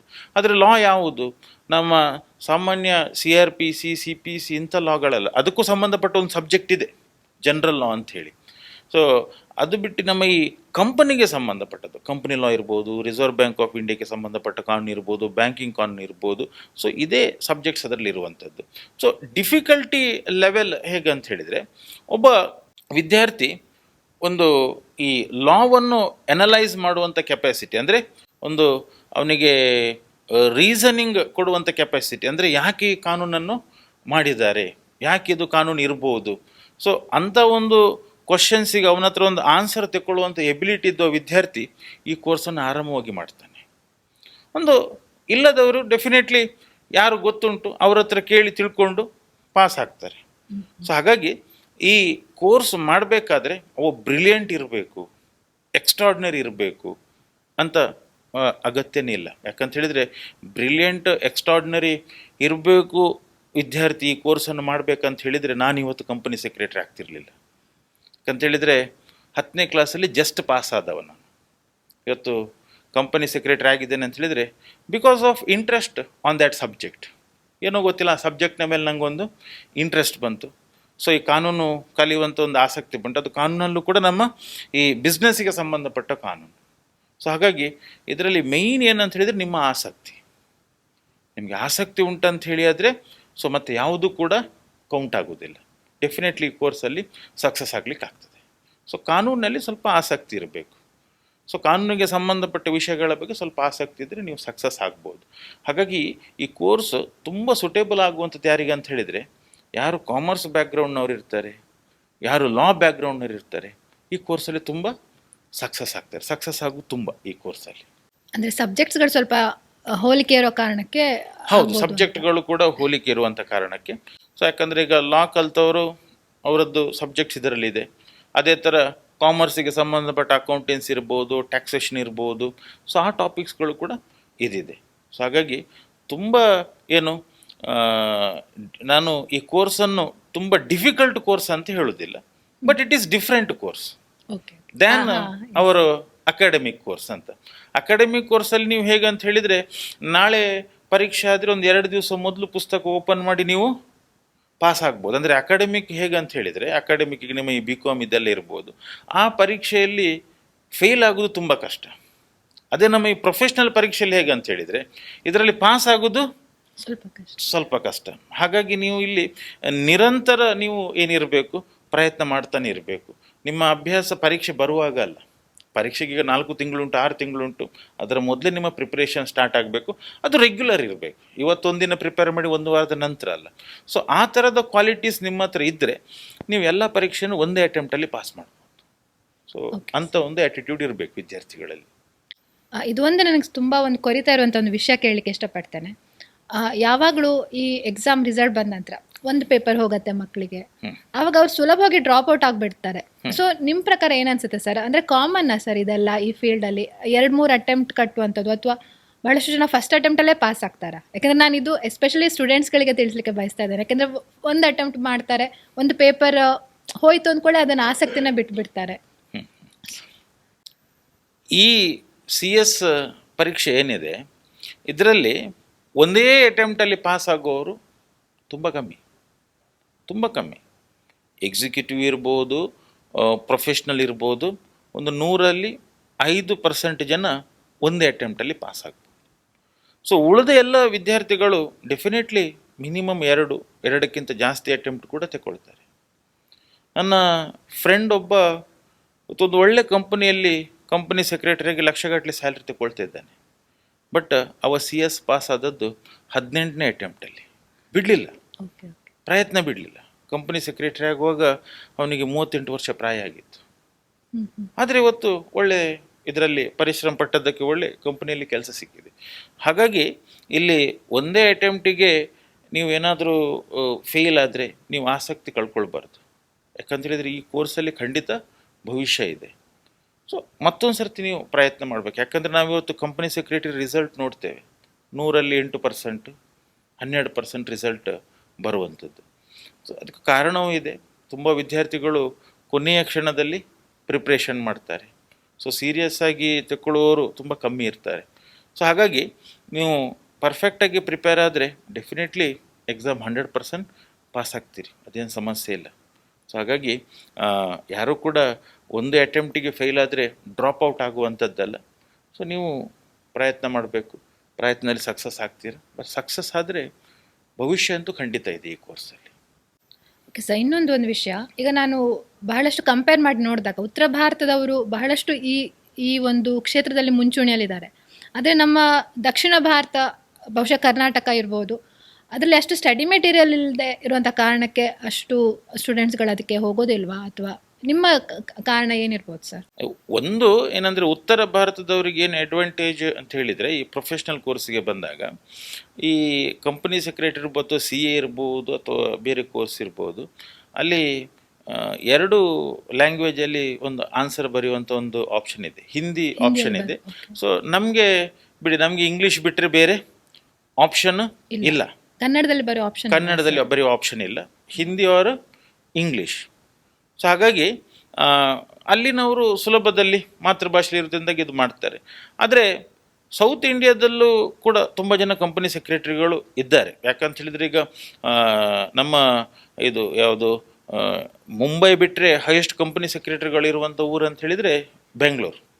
ಅಲ್ಲ, ಬೆಂಗಳೂರು ಒಂದೇ ಕೇಂದ್ರೀಕೃತ ಆಗಿರ್ಬೋದು. ಹೌದು, ಬೆಂಗಳೂರು ಒಂದೇ ಕೇಂದ್ರೀಕೃತ ಆಗಿದೆ. ಹೌದು, ಬೆಂಗಳೂರು ಒಂದೇ ಕೇಂದ್ರೀಕೃತ ಯಾಕಾಗಿದೆ ಅಂತ ಹೇಳಿದರೆ, ಕಂಪನಿಗಳು ಜಾಸ್ತಿ ಬೆಂಗಳೂರಲ್ಲಿ ಇದೆ. ಆದರೆ ಇವತ್ತು ಬೇರೆ ಕಡೆ ಸಹ ಇದಾಗ್ತಾ ಇದೆ, ಬೆಳಿಬೇಕಲ್ಲ ಸರ್, ಬೆಳಿಬೇಕಷ್ಟೇ. ಸೊ ಆದರೆ ಅದೇ ಒಂದು ಏನಂತ ಹೇಳಿದರೆ, ಇದು ನಮ್ಮ ಮಾತೃಭಾಷೆಯಲ್ಲಿ ಬರಲಿಕ್ಕೆ ಅವಕಾಶ ಇರದಿರುವಂಥದ್ದು ಅದೊಂದು ಕಾರಣ ಆಗಿರ್ಬೋದು. ಆದರೆ ಅದು ಏನು ದೊಡ್ಡ ವಿಷಯ ಅಂತ ನಾನು ತಿಳ್ಕೊಳ್ಳೋದಿಲ್ಲ. ಯಾಕಂತ ಹೇಳಿದರೆ, ಈ ಇಂಗ್ಲೀಷ್ ಏನಿದೆ, ಇಂಗ್ಲೀಷಲ್ಲಿ ಬರಲಿಕ್ಕೆ ಸಾಧ್ಯ ಉಂಟು. ಯಾಕಂದ್ರೆ ನಾನು 10ನೇ ಕ್ಲಾಸ್ನ ತನಕ ಕನ್ನಡ ಮೀಡಿಯಮಲ್ಲಿ ಕಲ್ತವ. ಮತ್ತು ನಾನು 10ನೇ ಕ್ಲಾಸ್ ಪರೀಕ್ಷೆ ಬರೀಬೇಕಾದ್ರೆ ಯಾವ ಥರದ ರೂಲ್ ಇತ್ತಂತ ಹೇಳಿದರೆ, ಇಂಗ್ಲೀಷ್ ಪೇಪರಲ್ಲಿ ನಿಮಗೆ ಎಷ್ಟು ಮಾರ್ಕ್ ಬಂದರೂ ಕೂಡ ನೀವು ಪಾಸ್ ಅಂತ ಹೇಳಿ ಒಂದು ರೂಲ್ ಇತ್ತು. ಅದು ನಾನು ಎಕ್ಸಾಮ್ ಬರೆದ ವರ್ಷ ಮಾತ್ರ ಇದ್ದದ್ದು. ಆ ರೂಲಿನ ಒನ್ ಆಫ್ ದ ಬೆನಿಫಿಷಿಯರಿ ನಾನು. ಅಂದರೆ ನಾನು ಇಂಗ್ಲೀಷಲ್ಲಿ ನಾರ್ಮಲ್ ಪಾಸ್ ಮಾರ್ಕ್ ಎಷ್ಟು ಬೇಕು ಅಲ್ಲಿ ತನಕ ನಾನು ರೀಚ್ ಆಗಲಿಲ್ಲ. ಆದರೆ ಇವತ್ತು ನಾನು ಏನು ಕಂಪನಿ ಸೆಕ್ರೆಟರಿ ಪರೀಕ್ಷೆ, ಎಕ್ಸಿಕ್ಯೂಟಿವ್ ಇರ್ಬೋದು, ಪ್ರೊಫೆಷ್ನಲ್ ಇರ್ಬೋದು, ಎರಡನ್ನೂ ಒಂದೇ ಅಟೆಂಪ್ಟಲ್ಲಿ ಮುಗಿಸಿದವು. ಅಷ್ಟು ಪೇಪರನ್ನು ಒಂದೇ ಅಟೆಂಪ್ಟಲ್ಲಿ ಏನು ಆ ಪರೀಕ್ಷೆಯನ್ನು ಮುಗಿಸಿದ್ದೇನೆ. ಸೊ ಹಾಗಾಗಿ ನಿಮ್ಮ ಲ್ಯಾಂಗ್ವೇಜ್ ಏನುಂಟು ಅದು ದೊಡ್ಡ ವಿಷಯನೇ ಅಲ್ಲ. ಬಟ್ ಇಲ್ಲಿ ಬೇಕಾಗಿರುವಂಥದ್ದು ಆಸಕ್ತಿ. ಮತ್ತು ಏನಿದೆ ನಮ್ಮ ಇಲ್ಲಿ ಸೌತ್ ಇಂಡಿಯಾದಲ್ಲಿ ಯಾಕಿಲ್ಲ ಅಂತ ಹೇಳಿದರೆ, ಒಂದು ಮಾಹಿತಿಯ ಕೊರತೆ. ಈಗ ಸರಕಾರಿ ಉದ್ಯೋಗದ ಬಗ್ಗೆ ತುಂಬ ಆಸಕ್ತಿ ಇದೆ ಎಲ್ಲ ಕಡೆಯೂ. ಆದರೆ ಒಂದು ವಿಷಯ ಗೊತ್ತಿಲ್ಲ, ಕಂಪನಿ ಸೆಕ್ರೆಟ್ರಿ ಇವತ್ತು ನಮ್ಮ ಸರಕಾರದ ಕಂಪನಿಗಳಿಗೂ ಕೂಡ ಬೇಕು. ಸರಕಾರದ ಸುಮಾರು ಕಂಪನಿಗಳಿವೆ. ಅಲ್ಲಿ ಯಾವ ಕ್ಯಾಡರಲ್ಲಿ ಅಂತ ಹೇಳಿದರೆ, ಹೈ ಆಫೀಸರ್ ಪೋಸ್ಟ್ ಸ್ಕೇಲಲ್ಲಿ ಅವರಿಗೆ ಪೇಮೆಂಟ್ ಮಾಡ್ತಾರೆ ಕಂಪನಿ ಸೆಕ್ರೆಟರಿಗಳಿಗೆ. ಅದಕ್ಕೆ ನೀವು ಯಾವುದೇ ಬೇರೆ ಯಾವುದು UPSC ಎಕ್ಸಾಮ ಅಥವಾ ಅದು ಎಕ್ಸಾಮ್ ಯಾವುದು ಕೂಡ ಬರಲಿಕ್ಕಿಲ್ಲ. ಒಬ್ಬ IAS ಆಫೀಸರಿಗೆ ಕೊಡುವಂಥ ಸ್ಯಾಲ್ರಿ ಇವತ್ತು ಕಂಪನಿ ಸೆಕ್ರೆಟರಿ ಆದವನಿಗೆ ಈ ಗೌರ್ಮೆಂಟ್ ಪೋಸ್ಟಿಂಗ್ ಆದರೆ, ಈ ಗೌರ್ಮೆಂಟ್ ಕಂಪನಿಯಲ್ಲಿ ಪೋಸ್ಟಿಂಗ್ ಆದರೆ ಆ ಲೆವೆಲ್ನ ಸ್ಯಾಲ್ರಿ ಪೇ ಮಾಡ್ತಾರೆ. ಸೊ ಒಂದು ಏನಂತ ಹೇಳಿದರೆ, ಈ ಮಾಹಿತಿ ತಲುಪಿದರೆ ಖಂಡಿತ ತುಂಬ ಜನ ವಿದ್ಯಾರ್ಥಿಗಳು, ಅಂದರೆ ಮಾಹಿತಿ ತಲುಪೋಗಿ ಯಾವಾಗ ತಲುಪಬೇಕಂತ ಹೇಳಿದರೆ ಅವರು ಸಣ್ಣ ಪ್ರಾಯದಲ್ಲಿರಬೇಕಂತ ತಲುಪಬೇಕು. ಸೊ ತಲುಪಿದರೆ ಖಂಡಿತ ಈ ಕೋರ್ಸು ನಮ್ಮ ಈ ಕಡೆಯವರು ಕೂಡ ಮಾಡ್ತಾರೆ. ಅಂದರೆ ಈಗ ನಮ್ಮ ಈ ಕಡೆನೂ ಈಗ ಈ ಪೇಟೆ ಪಟ್ಟಣದಲ್ಲಿ ಇದರ ಬಗ್ಗೆ ಸ್ವಲ್ಪ ಮಾಹಿತಿ ಇದೆ. ರೂರಲ್ ಏರಿಯಾಕ್ಕೆ ಹೋದರೆ ಮಾಹಿತಿ ಇಲ್ಲ. ಈ ಕಾಮರ್ಸ್ ಸ್ಟ್ರೀಮಿಗೆ ಸಂಬಂಧಪಟ್ಟಾಗಿ CA ಬಿಟ್ಟರೆ ಜಾಸ್ತಿ ನಮ್ಮ ಈ ಕಂಪನಿ ಸೆಕ್ರೆಟರಿ ಬಗ್ಗೆ ಮಾಹಿತಿ ಇಲ್ಲ. ಉತ್ತರ ಭಾರತದ ಅಡ್ವಾಂಟೇಜ್ ನಾನು ಹೇಳಿದೆ, ಅವರು ಹಿಂದಿಯಲ್ಲಿ ಒಂದು ಬರಿಬೋದಂತ. ಬಟ್ ದಕ್ಷಿಣ ಭಾರತವ್ರು ನಾವು ಕೂಡ ಇಂಗ್ಲೀಷಲ್ಲಿ ಬರೆದು ಪಾಸಾಗಿ ನಮಗೊಂದು ಎಕ್ಸ್ಟ್ರಾ ಅಡ್ವಾಂಟೇಜ್ ಇದೆ, ಇಂಗ್ಲೀಷಲ್ಲಿ ನಾವು ಎಕ್ಸಾಮ್ ಬರೆದ್ರೆ ಸೊ ನಾವು ಇಂಟರ್ನ್ಯಾಷನಲ್ ಲೆವೆಲಲ್ಲೂ ಕೂಡ ಶೈನ್ ಆಗ್ಬೋದು. ಸೊ ಯಾಕಂತ ಹೇಳಿದರೆ ಇಂಗ್ಲೀಷಲ್ಲಿ ಎಕ್ಸಾಮ್ ಬರೆದು ಇಂಗ್ಲೀಷ್ ನಾಲೆಜ್ ಇರ್ತದೆ. ಸೊ ಅದೊಂದು ಪ್ಲಸ್ ಪಾಯಿಂಟ್ ನಮಗೆ. ಈಗ ನಮಗೆ ಎಕ್ಸಾಮ್ ಬರಿಬೇಕಾದ್ರೆ ಈಗ ಸ್ವಲ್ಪ ಕಷ್ಟ ಆಗ್ಬೋದು, ಬಟ್ ಫ್ಯೂಚರಲ್ಲಿ ನಾವು ಇಂಟರ್ನ್ಯಾಷನಲ್ ಲೆವೆಲಲ್ಲಿ ಶೈನ್ ಆಗುವಂಥ ಚಾನ್ಸಸ್ ನಮಗಿದೆ. ಸೊ ಇದರಲ್ಲಿ ದಕ್ಷಿಣ ಭಾರತ ಉತ್ತರ ಭಾರತ ಅಂತ ನಾನು ಏನು ಸಪ್ರೇಟ್ ಅಂತ ಮಾಡ್ಲಿಕ್ಕೆ ಹೋಗ್ತಾ ಇಲ್ಲ, ಬಟ್ ನಮಗೊಂದು ಅದೊಂದು ಡಿಸ್ಅಡ್ವಾಂಟೇಜ್. ಬಟ್ ಆ ಬ್ಲೆಸ್ಸಿಂಗ್ ಇನ್ ಡಿಸ್ಗೈಸ್ ಅಂತೇಳಿ ನಾವು ಅದನ್ನು ಏನು ಮಾಡ್ಬೇಕು, ನಮ್ಮ ಬೆನಿಫಿಟಿಗೋಸ್ಕರ ತಗೊಳ್ಬೇಕು. Okay sir. ಸರ್ ಹಾಗಿದ್ರೆ ಕಂಪ್ನಿ ಸೆಕ್ರೆಟರಿ ಕೋರ್ಸ್ ಸಂಬಂಧಪಟ್ಟ ಹಾಗೆ ಸಾಕಷ್ಟು ಸ್ಟಡಿ ಮೆಟೀರಿಯಲ್ಗಳು ಸಿಗ್ತಾವ ಸರ್ ಹಾಗಿದ್ರೆ? ಇದಕ್ಕೆ ಸ್ಟಡಿ ಮೆಟೀರಿಯಲ್ಗೆ ಸಂಬಂಧಪಟ್ಟಾಗ ಹೇಗೆ ಅಂತ ಹೇಳಿದರೆ ಇನ್ಸ್ಟಿಟ್ಯೂಟ್ನವರು ಮೆಟೀರಿಯಲ್ಸ್ ಕೊಡ್ತಾರೆ. ಇನ್ಸ್ಟಿಟ್ಯೂಟ್ನವರು ನೀವು ರಿಜಿಸ್ಟ್ರೇಷನ್ ಆದ ಕೂಡಲೇ ಅವರ ಮೆಟೀರಿಯಲ್ಸನ್ನು ಕಳಿಸ್ತಾರೆ. So actually that is the ultimate, ಆ ಮೆಟೀರಿಯಲ್ಸ್ ಅಲ್ಟಿಮೇಟ್. ನಂತರ ನಮಗೆ ಅದರದ್ದು ಕ್ವಶನ್ಸ್ ಹೇಗೆ ಬರ್ತದೆ, ಆ ಕ್ವಶನ್ಸಿಗೆ ಆನ್ಸರ್ ಹೇಗೆ ಬರಿಬೇಕು, ಅದಕ್ಕೆ ಸಂಬಂಧಪಟ್ಟ ಹಾಗೆ ಮಾರ್ಕೆಟಲ್ಲಿ ಬೇರೆ ಬೇರೆ ಪಬ್ಲಿಕೇಶನ್ಸ್ನವ್ರದ್ದು ಸ್ಕ್ಯಾನರ್ ಅಂತ ಹೇಳಿ ಸಿಗ್ತದೆ, ಅದನ್ನು ನೋಡ್ಕೊಂಡು ನಾವು ಪ್ರಿಪೇರ್ ಆಗ್ಬೋದು. ಬಟ್ ಸ್ಟಡಿ ಮೆಟೀರಿಯಲ್ ಏನಿದ್ರು ultimately the material issued by the institute of company secretaries of India ಏನಿದೆ ದಟ್ ಈಸ್ ಗುಡ್ ಇನಫ್. ಅದರಲ್ಲಿ ಎಲ್ಲವೂ ಕೂಡ ಇನ್ಕ್ಲೂಡ್ ಇದೆ, ಎಲ್ಲ ಮ್ಯಾಟ್ರಸ್ ಕೂಡ ಬರ್ತದೆ, ಅದನ್ನು ನಾವು ನೋಡಲೇಬೇಕು, ಅದನ್ನು ಪ್ರಿಪೇರ್ ಆಗಲೇಬೇಕು. ಅದರ ಜೊತೆಗೆ ನೀವು ಈ ಸ್ಕ್ಯಾನರ್ಸ್ ಯಾವುದಿದೆ ಸೊ ಅದನ್ನು ನೀವು ಇಟ್ಕೊಂಡು ಪ್ರಿಪೇರ್ ಆದರೆ ಖಂಡಿತ ಈ ಎಕ್ಸಾಮಲ್ಲೂ ಸಕ್ಸಸ್ ಆಗ್ತದೆ. ಸೊ ಮೆಟೀರಿಯಲ್ ಹೇಗೂ ಸಿಗ್ತದೆ. ಮತ್ತು ಕೆಲವೊಂದು ಇದಕ್ಕೆ ನಿಮಗೆ ಸಿಂಪ್ಲಿಫೈಡ್ ನೋಟ್ಸ್ ಅಥವಾ ಸಿಂಪ್ಲಿಫೈಡ್ ಆಗಿರುವಂಥ ಸ್ಟಡಿ ಮೆಟೀರಿಯಲ್ ಕೂಡ ಸಿಗ್ತದೆ. ಬಟ್ ಅದು ನಿಮ್ಗೆ ಏನಿದ್ರು ಲಾಸ್ಟ್ ಮೂಮೆಂಟ್ ಎಕ್ಸಾಮಿಗೆ ಪ್ರಿಪೇರ್ ಆಗಲಿಕ್ಕೆ, ಅಂದರೆ ಆಲ್ರೆಡಿ ನೀವು ಎಲ್ಲ ಸ್ಟಡಿ ಮೆಟೀರಿಯಲ್ ಓದಿ ಮುಗಿಸಿದ್ದೀರಿ, ಲಾಸ್ಟ್ ಒಂದು ರಿವೈಸ್ ಮಾಡಲಿಕ್ಕೆ ಹೆಲ್ಪ್ ಆಗುವಾಗ ಕೆಲವೆಲ್ಲ ಬುಕ್ಸನ್ನು ನೀವು ಪರ್ಚೇಸ್ ಮಾಡ್ಬೋದು. ಬಟ್ ನಂಗೆ ಅನಿಸ್ತದೆ ಅದು ಎರಡು ಸಾಕಾಗ್ತದೆ ಅಂತ. ಯಾವುದು ಸ್ಟಡಿ ಮೆಟೀರಿಯಲ್ ಪ್ಲಸ್ ನಿಮ್ಮ ಸ್ಕ್ಯಾನರ್ ಅಂತ ಹೇಳಿ ಬರ್ತದಲ್ಲ ಅದು. Okay sir. ಸೊ ಇಲ್ಲಿ ತನಕ ಹಾಗಿದ್ರೆ ಕಂಪ್ನಿ ಸೆಕ್ರೆಟರಿಯ ಕೋರ್ಸ್ ಹೇಗೆ ಯಾವ ರೀತಿ ಇದು ಮಾಡಬೇಕಂತ ತಿಳಿಸ್ಕೊಟ್ರಿ ಸರ್. ಇನ್ನು ಕಂಪ್ನಿ ಸೆಕ್ರೆಟರಿ ಆದ ನಂತರ ಲೈಫ್ ಹೇಗಿರ್ಬೋದು, ಅಂದರೆ ಆ್ಯಸ್ ಅನ್ ಎಂಪ್ಲಾಯಿ ಅಥವಾ as a practising company secretary ಅದು ಹೇಗೆ ಚುನಾಯಿಸ್ಕೊಳ್ಬೇಕು ಅಂತ? ಅದೇ ಒಂದೀಗ ಕಂಪನಿ ಸೆಕ್ರೆಟ್ರಿ ಆಗುವ ತನಕ ಕಂಪನಿ ಸೆಕ್ರೆಟ್ರಿ ಆಗಲಿಲ್ಲ ಅಂತ ಹೇಳಿ ತಲೆ ಬಿಸಿ. ಕಂಪನಿ ಸೆಕ್ರೆಟ್ರಿ ಆದ ನಂತರ ನಮಗೆ ಸುಮಾರಷ್ಟು ಅವಕಾಶಗಳು ಓಪನ್ ಅಪ್ ಆಗ್ತದೆ. ಅದರಲ್ಲಿ ಒಂದು, ನಾವು ನಮ್ಮದೇ ಆದ ಒಂದು ಓನ್ ಪ್ರಾಕ್ಟೀಸ್ ಮಾಡ್ಬೋದು. Institute of company secretaries of ಇಂಡಿಯಾದಿಂದ ನಾವು COP ತಗೊಳ್ಬೇಕಾಗ್ತದೆ, ಸರ್ಟಿಫಿಕೇಟ್ ಆಫ್ ಪ್ರಾಕ್ಟೀಸ್, ಅದೊಂದು ಆಪ್ಷನ್ ಇದೆ. ಮತ್ತೊಂದು ಆಪ್ಷನ್ ಎಂಪ್ಲಾಯ್ಮೆಂಟ್. ಸೊ ಈಗ ನೀವು ಪ್ರಾಕ್ಟೀಸಿಗೆ ಹೋಗ್ತೀರಿ ಅಂಥೇಳಿ ಆದರೆ ಇನಿಷಿಯಲ್ ಇಯರಲ್ಲಿ ಸ್ವಲ್ಪ ಕಷ್ಟ ಇದೆ. ಯಾಕಂತ ಹೇಳಿದರೆ ನೀವು ಪ್ರಾಕ್ಟೀಸಿಗೆ ಹೋಗಬೇಕಾದ್ರೆ ನಿಮಗೆ ಬರುವಂಥ ಕ್ಲೈಂಟ್ ಯಾರು, ಯಾಕಂದ್ರೆ ನೀವು ಹೊಸೊಬ್ಬರು, ಒಂದು 2-3 ವರ್ಷ ನೀವು ಏನು ಮಾಡಬೇಕಾಗ್ತದೆ, ಸ್ಟ್ರಗಲ್ ಮಾಡಬೇಕಾಗ್ತದೆ. ಯಾಕಂತ ಹೇಳಿದರೆ ನೀವು ಒಬ್ಬ ಎಂಟರ್ಪ್ರಿನರ್ ಆಗಲಿಕ್ಕೆ ಹೊರಡ್ತಾ ಇದ್ದೀರಿ, ನೀವು ನಿಮ್ಮದೇ ಆದ ಆಫೀಸ್. ಸೊ ಆಫೀಸ್ ಓಪನ್ ಮಾಡಿದ ನಂತರ ನಿಮ್ಮದೇ ಆದ ಕಮಿಟ್ಮೆಂಟ್ಸ್ ಬರ್ತದೆ, ರೆಂಟ್ ಪೇಮೆಂಟ್, ಎಲೆಕ್ಟ್ರಿಸಿಟಿ ಪೇಮೆಂಟ್, ಮತ್ತು ಸ್ಟೇಷನರಿ ಅದು ಇದು ಅಂಥೇಳಿ ಸುಮಾರಷ್ಟು ಖರ್ಚು ಬರ್ತದೆ. ಕ್ಲೈಂಟ್ಸ್ನವರು ಬರ್ತಾರೆ ಇಲ್ವೋ ಅಂಥೇಳಿ ಟೆನ್ಷನ್. ಸೊ ಇನ್ಕಮ್ ಫ್ಲಕ್ಚುವೇಟ್ ಇರ್ತದೆ. ಸೊ ಅದೇ ಒಂದು ಸರ್ತಿ ನಿಮ್ಮ ಪ್ರಾಕ್ಟೀಸ್ ಒಂದು 2-3 ಇಯರ್ಸಲ್ಲಿ ಸೆಟ್ ಆದ ನಂತರ ಪ್ರಾಕ್ಟೀಸಲ್ಲಿ ಸ್ಕೈ ಇಸ್ ದ ಲಿಮಿಟ್. ಅಷ್ಟು ಅವಕಾಶ ಇವತ್ತು ಪ್ರಾಕ್ಟೀಸಲ್ಲಿದೆ. ಯಾಕಂದರೆ ಇವತ್ತು ಪ್ರಾಕ್ಟೀಸಲ್ಲಿ ಈ ಸೆಕ್ರೆಟರಿಯಲ್ ಆಡಿಟ್ ಅಂಥೇಳಿ ಬಂದಿದೆ, ಮತ್ತು ಈ ಕಂಪನಿಗೆ ಸಂಬಂಧಪಟ್ಟ ಹಾಗೆ ಬೇರೆ ಬೇರೆ ಫಾರ್ಮ್ಸನ್ನು ಸರ್ಟಿಫೈ ಮಾಡುವಂಥ ಅಧಿಕಾರ ಇವತ್ತು ಕಂಪನಿ ಸೆಕ್ರೆಟರಿಗಳಿಗಿದೆ. ಅದೇ ಥರ ರೆಪ್ರೆಸೆಂಟೇಷನ್, NCLTಯಲ್ಲಿ ಒಬ್ಬ ಕಂಪನಿ ಸೆಕ್ರೆಟರಿ ಹೋಗಿ ರೆಪ್ರೆಸೆಂಟ್ ಮಾಡ್ಬೋದು, ಮತ್ತು ಅವ IP ಆಗ್ಬೋದು, ಇನ್ಸಾಲ್ವೆನ್ಸಿ ಪ್ರೊಫೆಷ್ನಲ್ ಆಗ್ಬೋದು, ವ್ಯಾಲ್ಯೂವರ್ ಆಗ್ಬೋದು, ಮತ್ತು GSTಗೆ ಸಂಬಂಧಪಟ್ಟ ಏರಿಯಾದಲ್ಲಿ, ಅದೇ ರೀತಿ ಕಾಂಪಿಟೇಷನ್ ಲಾಗೆ ಸಂಬಂಧಪಟ್ಟ ಏರಿಯಾದಲ್ಲಿ, ಸೆಕ್ಯೂರಿಟೀಸ್ ಲಾಗೆ ಸಂಬಂಧಪಟ್ಟ ಏರಿಯಾದಲ್ಲಿ, ಫಾರಿನ್ ಎಕ್ಸ್ಚೇಂಜ್ ಲಾಗೆ ಸಂಬಂಧಪಟ್ಟ ಏರಿಯಾದಲ್ಲಿ ಹಲವಾರು ಅವಕಾಶಗಳು ಒಬ್ಬ ಪ್ರಾಕ್ಟೀಸ್ ಮಾಡುವಂಥ ಕಂಪನಿ ಸೆಕ್ರೆಟರಿಗಿದೆ. ಬಟ್ ಇದೆಲ್ಲ ಅವಕಾಶ ಇನಿಷಿಯಲಿ ಸ್ವಲ್ಪ ಕಷ್ಟ ಇರ್ತದೆ. ಸೊ ಹಾಗಾಗಿ ಪ್ರಥಮ ಒಂದು 2-3 ವರ್ಷ ಸ್ಟ್ರಗಲ್ ಮಾಡಲೇಬೇಕು ಪ್ರಾಕ್ಟೀಸ್ ಮಾಡುವ. ಅದೇ ಎಂಪ್ಲಾಯ್ಮೆಂಟಿಗೆ ಹೋದರೆ ಎಂಪ್ಲಾಯ್ಮೆಂಟ್ ಅವಕಾಶ ಬೇಕಾದಷ್ಟಿದೆ. ನೀವು ಕಂಪನಿ ಸೆಕ್ರೆಟರಿ ಆದ ನಂತರ ನೀವು ಎಂಪ್ಲಾಯ್ಮೆಂಟಿಗೆ ಹೋಗ್ತೀರಿ ಅಂತ ಹೇಳಿದರೆ ಕಂಪನಿಗಳೇ ಕಾಯ್ತಾ ಇದೆ ಇದು ಎಂಪ್ಲಾಯ್ಮೆಂಟ್ ಕೊಡಲಿಕ್ಕೆ. ಮತ್ತು ಎಂಪ್ಲಾಯ್ಮೆಂಟಲ್ಲಿ ಏನಂತ ಹೇಳಿದರೆ ಮಂತ್ ಎಂಡಿಗೆ ಅಥವಾ ಮಂತ್ ಬಿಗಿನಿಂಗಿಗೆ ನಿಮಗೆ ಸ್ಯಾಲ್ರಿ ಬಂದು ಬಿಡ್ತದೆ. ಸೊ ಮತ್ತು ನಿಮ್ಮ ಏರಿಯಾ ಆಫ್ ಎಕ್ಸ್ಪರ್ಟ್ ಆ ಕಂಪನಿಗೇ ಇರ್ತದೆ ಬಿಟ್ಟರೆ, so wide variety of experience ನಿಮಗೆ ಯಾವುದರಲ್ಲಿ ಸಿಗೋದಿಲ್ಲ, ಕಂಪನಿಗೆ ಹೋದರೆ ಸಿಗೋದಿಲ್ಲ. ಬಟ್ ಪ್ರಾಕ್ಟೀಸಲ್ಲಿ ನಿಮ್ಮ ಎಕ್ಸ್ಪೀರಿಯನ್ಸ್ ಡೈವರ್ಸಿಫೈಡ್ ಆಗಿರ್ತದೆ. ಬಟ್ ಇಲ್ಲಿ ಒಂದೇ ಒಂದು ಫೀಲ್ಡಲ್ಲಿ ಇರುವಂಥದ್ದು. ಸೊ ಆ ರೀತಿ ನೋಡಬೇಕಾದ್ರೆ ಸ್ವಲ್ಪ ರಿಸ್ಟ್ರಿಕ್ಟ್ ಆಗಿದೆ. ಬಟ್ ಅರ್ನಿಂಗ್ ವೈಸ್ ನೋಡೋದಾದರೆ ಇನಿಷಿಯಲ್ ಇಯರಲ್ಲಿ ಬೆಟರ್ ಯಾವುದು, ಎಂಪ್ಲಾಯ್ಮೆಂಟ್. ಬಟ್ ಎಂಪ್ಲಾಯ್ಮೆಂಟ್ ಒಂದಿಷ್ಟು ವರ್ಷ ಎಕ್ಸ್ಪೀರಿಯನ್ಸ್ ಆದ ನಂತರ ಮತ್ತೊಂದು ಕಡೆ ಲಿಮಿಟ್ ಇರ್ತದೆ ಸ್ಯಾಲ್ರಿಗೆ. ಬಟ್ ಪ್ರಾಕ್ಟೀಸಲ್ಲಿ ಲಿಮಿಟ್ ಇರುವುದಿಲ್ಲ. ಮತ್ತು ಲೈಫ್ ಹೇಗಂತ ಹೇಳಿದರೆ ಕಂಪನಿ ಸೆಕ್ರೆಟರಿ ಆದ ನಂತರ ಅರ್ನಿಂಗ್ ಇರ್ತದೆ, ಅದರ ಜೊತೆಗೆ ನೀವು ಅಪ್ಡೇಟ್ ಆಗಬೇಕಾಗ್ತದೆ ಡೈಲಿ. ನೀವು ಓದುವಂಥದ್ದು ಖಾಲಿ ಪರೀಕ್ಷೆಗೆ ಮಾತ್ರ ಅಲ್ಲ, ನಾಡ್ದು ನೀವು ಪ್ರೊಫೆಷನ್ಗೆ ಬಂದ ನಂತರವೂ ಕೂಡ ನೀವು ಡೈಲಿ ಅಪ್ಡೇಟ್ ಆಗಬೇಕು, ಡೈಲಿ ಓದಬೇಕು. ಸೊ ಅದು ಕೂಡ ಒಂದು ನಿಮ್ಮ ಪ್ರೊಫೆಷನ್ನ ಪಾರ್ಟ್. ಮತ್ತು ಒಬ್ಬ ಕಂಪನಿ ಸೆಕ್ರೆಟರಿ ಆದ ನಂತರ ಕಾರ್ಪೊರೇಟ್ ಲೆವೆಲಲ್ಲಿ ಅವನಿಗೆ ಅವನದ್ದೇ ಆದ ಒಂದು ಸ್ಟೇಟಸ್, ರೆಕಾಗ್ನಿಷನ್ ಎಲ್ಲ ಬರ್ತದೆ. ಸೊ ಲೈಫ್ ಲೀಡ್ ಮಾಡಲಿಕ್ಕೆ ಏನು ಕಷ್ಟ ಇಲ್ಲ ಕಂಪನಿ ಸೆಕ್ರೆಟರಿ ಆದವರಿಗೆ. ಸೊ ಅದು ನಾನು ಕಂಪನಿ ಸೆಕ್ರೆಟರಿ ಆದವರು ಮತ್ತು ನನ್ನ ಒಂದು ಆ್ಯಂಗ್ಲಿಂದ ನಾನು ನೋಡಿ ಹೇಳಿರುವಂಥದ್ದು. ಅಂದರೆ ತುಂಬ ಕರಿಯರ್ ಓರಿಯೆಂಟೆಡ್ ಇರೋರು ಸ್ಟೂಡೆಂಟ್ಸ್ಗಳು ಬಹುಶಃ ಒಂದು 25 ವರ್ಷ ಆಗೋ ತನಕ ಸೆಟ್ಲ್ ಆಗಬಹುದು. ಅಂದರೆ ಸರಿಯಾಗಿ ಎಕ್ಸಾಮ್ ಎಲ್ಲ ಪಾಸ್ ಆದರೆ 25ನೇ ವರ್ಷಕ್ಕೆ ನೀವು ಅಂದರೆ ಮಿಡ್ 25ನೇ ವರ್ಷಕ್ಕೆ ನೀವು ಕಂಪನಿ ಸೆಕ್ರೆಟರಿ ಇದ್ರೆ ಡೆಫಿನೆಟ್ಲಿ ಇದಾಗ್ಬೋದು. 25ನೇ ವರ್ಷಕ್ಕೆ ನೀವು ಕಂಪನಿ ಸೆಕ್ರೆಟರಿ ಆದ್ರಿ ಅಂತ ಹೇಳಿ ಆದರೆ ಸೊ ನೀವು ಎಂಪ್ಲಾಯ್ಮೆಂಟಿಗೆ ಏನಾದರೂ ಸೇರಿದರೆ ಸೊ 60 ಇಯರ್ಸ್ನ ತನಕ so your income is beyond our imagination. ಯಾಕಂದ್ರೆ ನಾನು ತುಂಬ ಜನ ನೋಡಿದ್ದೇನೆ, ಕಂಪನಿ ಸೆಕ್ರೆಟರಿ ಆಗೋರ ಏಜ್ 30 ಇಯರ್ಸ್ಗಿಂತ ಜಾಸ್ತಿನೇ ಇರ್ತದೆ. ಯಂಗ್ ಏಜಲ್ಲಿ ಆದವರು ಕಮ್ಮಿ, ಬಟ್ ಆಗದವರು ತುಂಬ ಹೈ ಲೆವೆಲ್ ಪೋಸ್ಟಿಗೆ ಹೋದವರೇ ಜಾಸ್ತಿ. Okay okay sir. ಸೊ ಹಾಗೆ ಇನ್ನೊಂದು ಇಂಪಾರ್ಟೆಂಟ್ ಕ್ವಶನ್ ಸರ್, ಅಂದರೆ ಹೀಗೆ ಮನಸ್ಸಲ್ಲಿ ಬಂದಿದ್ದು, ಈಗ PUC ನಂತರ ಕಂಪ್ನಿ ಸೆಕ್ರೆಟರಿ ಎಕ್ಸಾಮಿಗೆ ಹೋಗ್ತಾರೆ ಅಂತ ತಿಳ್ಕೊಳ್ಳಿ ಸರ್. ಆವಾಗ ಅವರು ಡಿಗ್ರಿ ಮಾಡದೇ ಇದ್ದರೆ ಒಂದು ವೇಳೆ ಆವಾಗ ಬರೀ ಕಂಪ್ನಿ ಸೆಕ್ರೆಟರಿ ಹುದ್ದೆ ಆ ಡಿಗ್ರಿನೇ ಸಾಕಾಗತ್ತಾ ಕ್ವಾಲಿಫಿಕೇಷನ್ನು? ಕಂಪನಿ ಸೆಕ್ರೆಟರಿ ಕೋರ್ಸ್ ಮಾಡಬೇಕಾದ್ರೆ ನಿಮಗೆ ಬೇರೆ ಯಾವುದೇ ಡಿಗ್ರಿ ಬೇಕಂತೇನಿಲ್ಲ.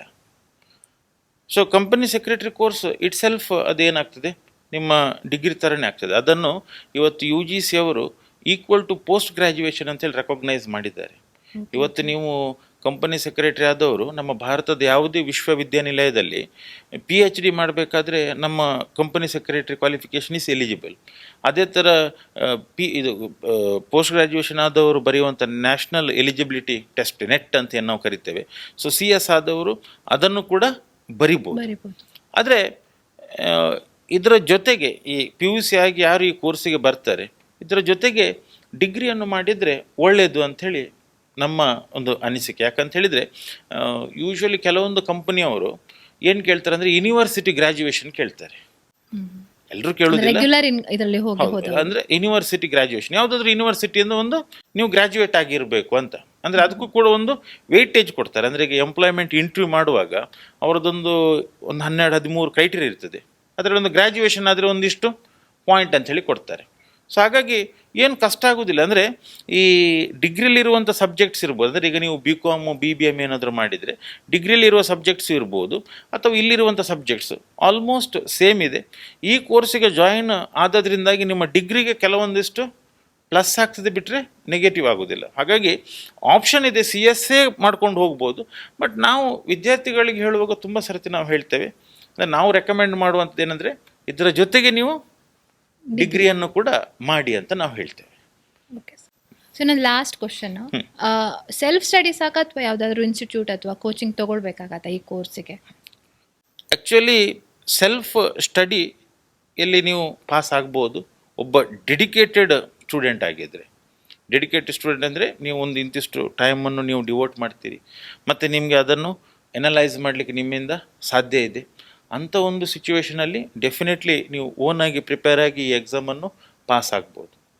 ಅದೇ ಡೆಡಿಕೇಟೆಡ್ ಅಂದರೆ ಬೇರೆಯವರು ಹೇಳಿದರೆ ಮಾತ್ರ ಕೇಳ್ತೇನೆ ಅನ್ನುವಂಥ ಸ್ಟೂಡೆಂಟ್ಸ್ಗಳೇ ಜಾಸ್ತಿ, ಅಥವಾ ಬೇರೆಯವರು ಹೇಳಿದರೆ ಮಾತ್ರ ಅರ್ಥ ಆಗುವಂಥದ್ದು.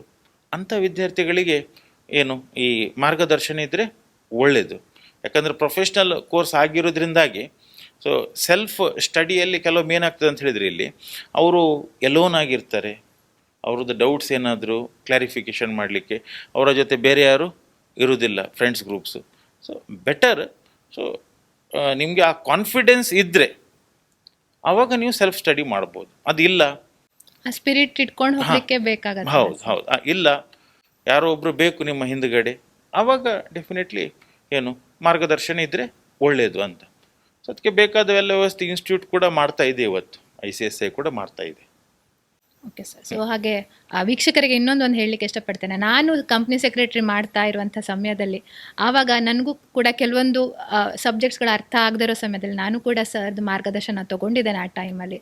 ಸೊ ಅಂದರೆ ಯಾವುದೋ ಒಂದು ಹಂತದಲ್ಲಿ ನಮಗೆ ಕೆಲವೊಂದು ಸಲ ಈ ಎಜುಕೇಷನ್ ಇದು ಅರ್ಥ ಆಗದೇ ಇರುವಂಥ ಸಾಧ್ಯತೆ ಇರುತ್ತೆ. ಅದಕ್ಕೋಸ್ಕರ ಯಾರ್ದಾದ್ರೂ ಒಂದು ಗೈಡೆನ್ಸ್ ಇಟ್ಕೊಳ್ಳುವಂಥದ್ದು ಬಹುಶಃ ಒಳ್ಳೇದಾಗ್ಬೋದು ಅಂತ ನನ್ನ ಅನಿಸಿಕೆ ಸರ್. ಅಂದರೆ ಸೆಲ್ಫ್ ಸ್ಟಡಿನೂ ಕೂಡ ಬೇಕು, ಆದರೆ ಈ ಟೆಕ್ನಿಕಾಲಿಟೀಸ್ ಸಬ್ಜೆಕ್ಟ್ಗಳ ಹೌದೌದು, ಕೆಲವೆಲ್ಲ ಟೆಕ್ನಿಕಾಲಿಟೀಸ್ ಅದೆಲ್ಲ ಕೆಲವೊಮ್ಮೆ ಬೇಕಾಗ್ತದೆ. ಸೊ ಕೆಲವೊಮ್ಮೆ ನಮ್ಮ ಸಬ್ಜೆಕ್ಟ್ ಬಗ್ಗೆ ಏನು ಅದರ ಬಗ್ಗೆ ನಮಗೆ ಗೊತ್ತಿರೋದೇ ಇಲ್ಲ.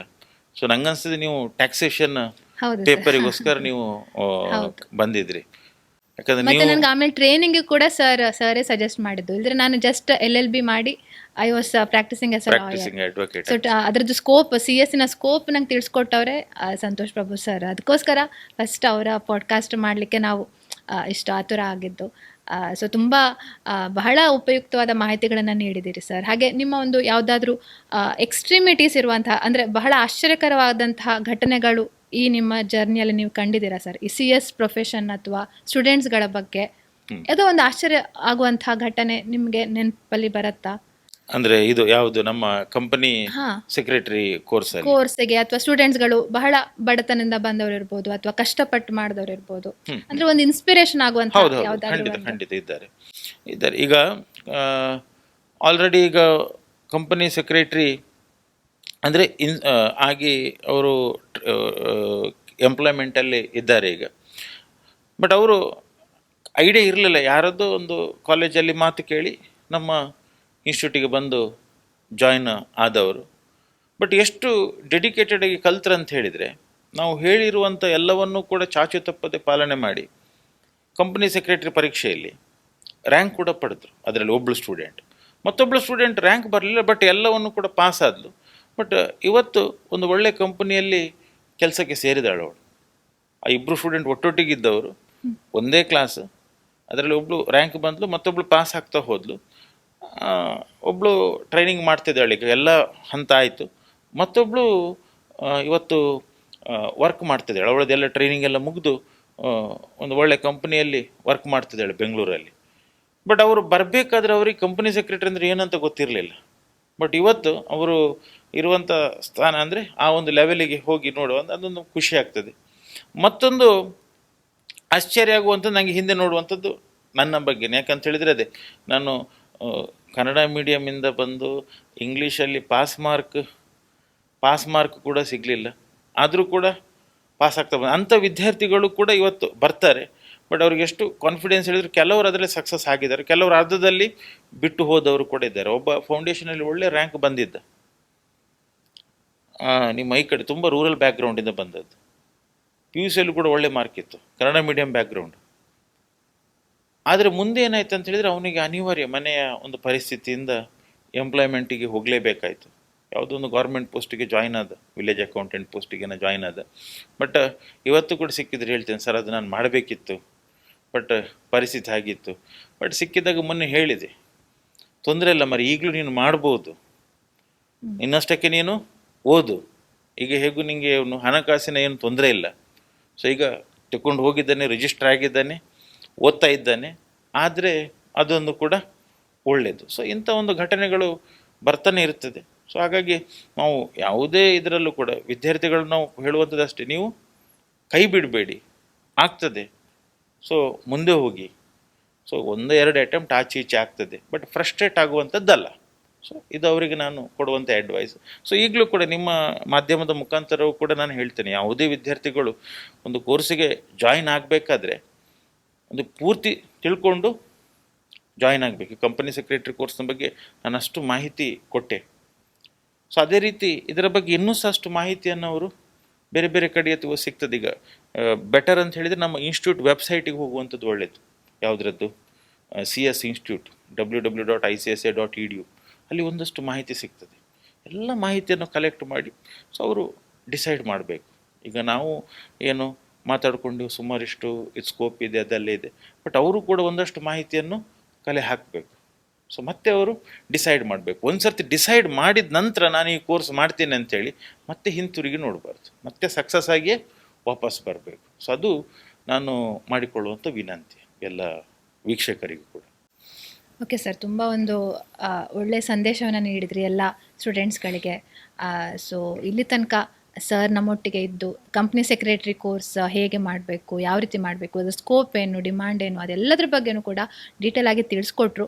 ಹಾಗೆ ಸರ್ ಹೇಳಿರುವಂಥ ವೆಬ್ಸೈಟ್ನ ಮಾಹಿತಿಯನ್ನು ನಾವು ಇಲ್ಲಿ ನಮ್ಮ ಯೂಟ್ಯೂಬ್ ಡಿಸ್ಕ್ರಿಪ್ಷನಲ್ಲಿ ಅಲ್ಲಿ ಕೊಡ್ತೇವೆ, ನೀವು ಅದನ್ನು ಕೂಡ ಅಲ್ಲಿ ಚೆಕ್ ಮಾಡ್ಬೋದು. ಸೊ ಸರ್ ಇಲ್ಲಿ ತನಕ ಬಂದು ನಮಗೆ ಎಷ್ಟು ಮಾಹಿತಿಯನ್ನು ಕೊಟ್ಟಿದ್ದಕ್ಕೆ ತುಂಬ ಧನ್ಯವಾದಗಳು ಸರ್. ಇನ್ನು ಮುಂದೆಯೂ ಸಹ ಇನ್ನು ಬೇರೆ ಯಾವುದಾದ್ರೂ ವಿಷಯಗಳ ಬಗ್ಗೆ ಹೀಗೆ ನಿಮ್ಮ ಮಾಹಿತಿ ನಮಗೆ ಕೊಡಬೇಕಂತ ಕೇಳ್ತಾ ಈ ಒಂದು ಕಾರ್ಯಕ್ರಮ ಮುಗಿಸ್ತಾ ಇದ್ದೇವೆ. ಸೊ ಥ್ಯಾಂಕ್ ಯು ವೀಕ್ಷಕರೇ. ಈ ಒಂದು ವಿಡಿಯೋ ಇಷ್ಟ ಆಗಿದ್ರೆ ನಿಮ್ಮ ಒಂದು ಲೈಕ್, ಕಮೆಂಟ್ ಮತ್ತು ಅಥವಾ ಶೇರ್, ಸಬ್ಸ್ಕ್ರೈಬ್ ಮಾಡಲಿಕ್ಕೆ ಮರಿಬೇಡಿ. ನಿಮ್ಮ ಕಾಮರ್ಸ್ ಸ್ಟೂಡೆಂಟ್ಸ್ಗಳು ಯಾರ್ಯಾರು ಕಂಪ್ನಿ ಸೆಕ್ರೆಟರಿ ಕೋರ್ಸ್ಗಳನ್ನು ಮಾಡಲಿಕ್ಕೆ ಇಂಟ್ರೆಸ್ಟ್ ಇದೆಯೋ ಅವರಿಗೆ ಈ ವಿಡಿಯೋ ಲಿಂಕನ್ನು ಕಳಿಸ್ಕೊಡಿ. ಅವ್ರಿಗೂ ಕೂಡ ಈ ಮಾಹಿತಿ ಬಗ್ಗೆ ಈ ಕೋರ್ಸ್ ಬಗ್ಗೆ ಮಾಹಿತಿ ಸಿಗಲಿ ಅಂತ ಹೇಳ್ತಾ ಈ ವಿಡಿಯೋನ ಮುಗಿಸ್ತಾ ಇದ್ದೇನೆ. ನಮಸ್ತೆ.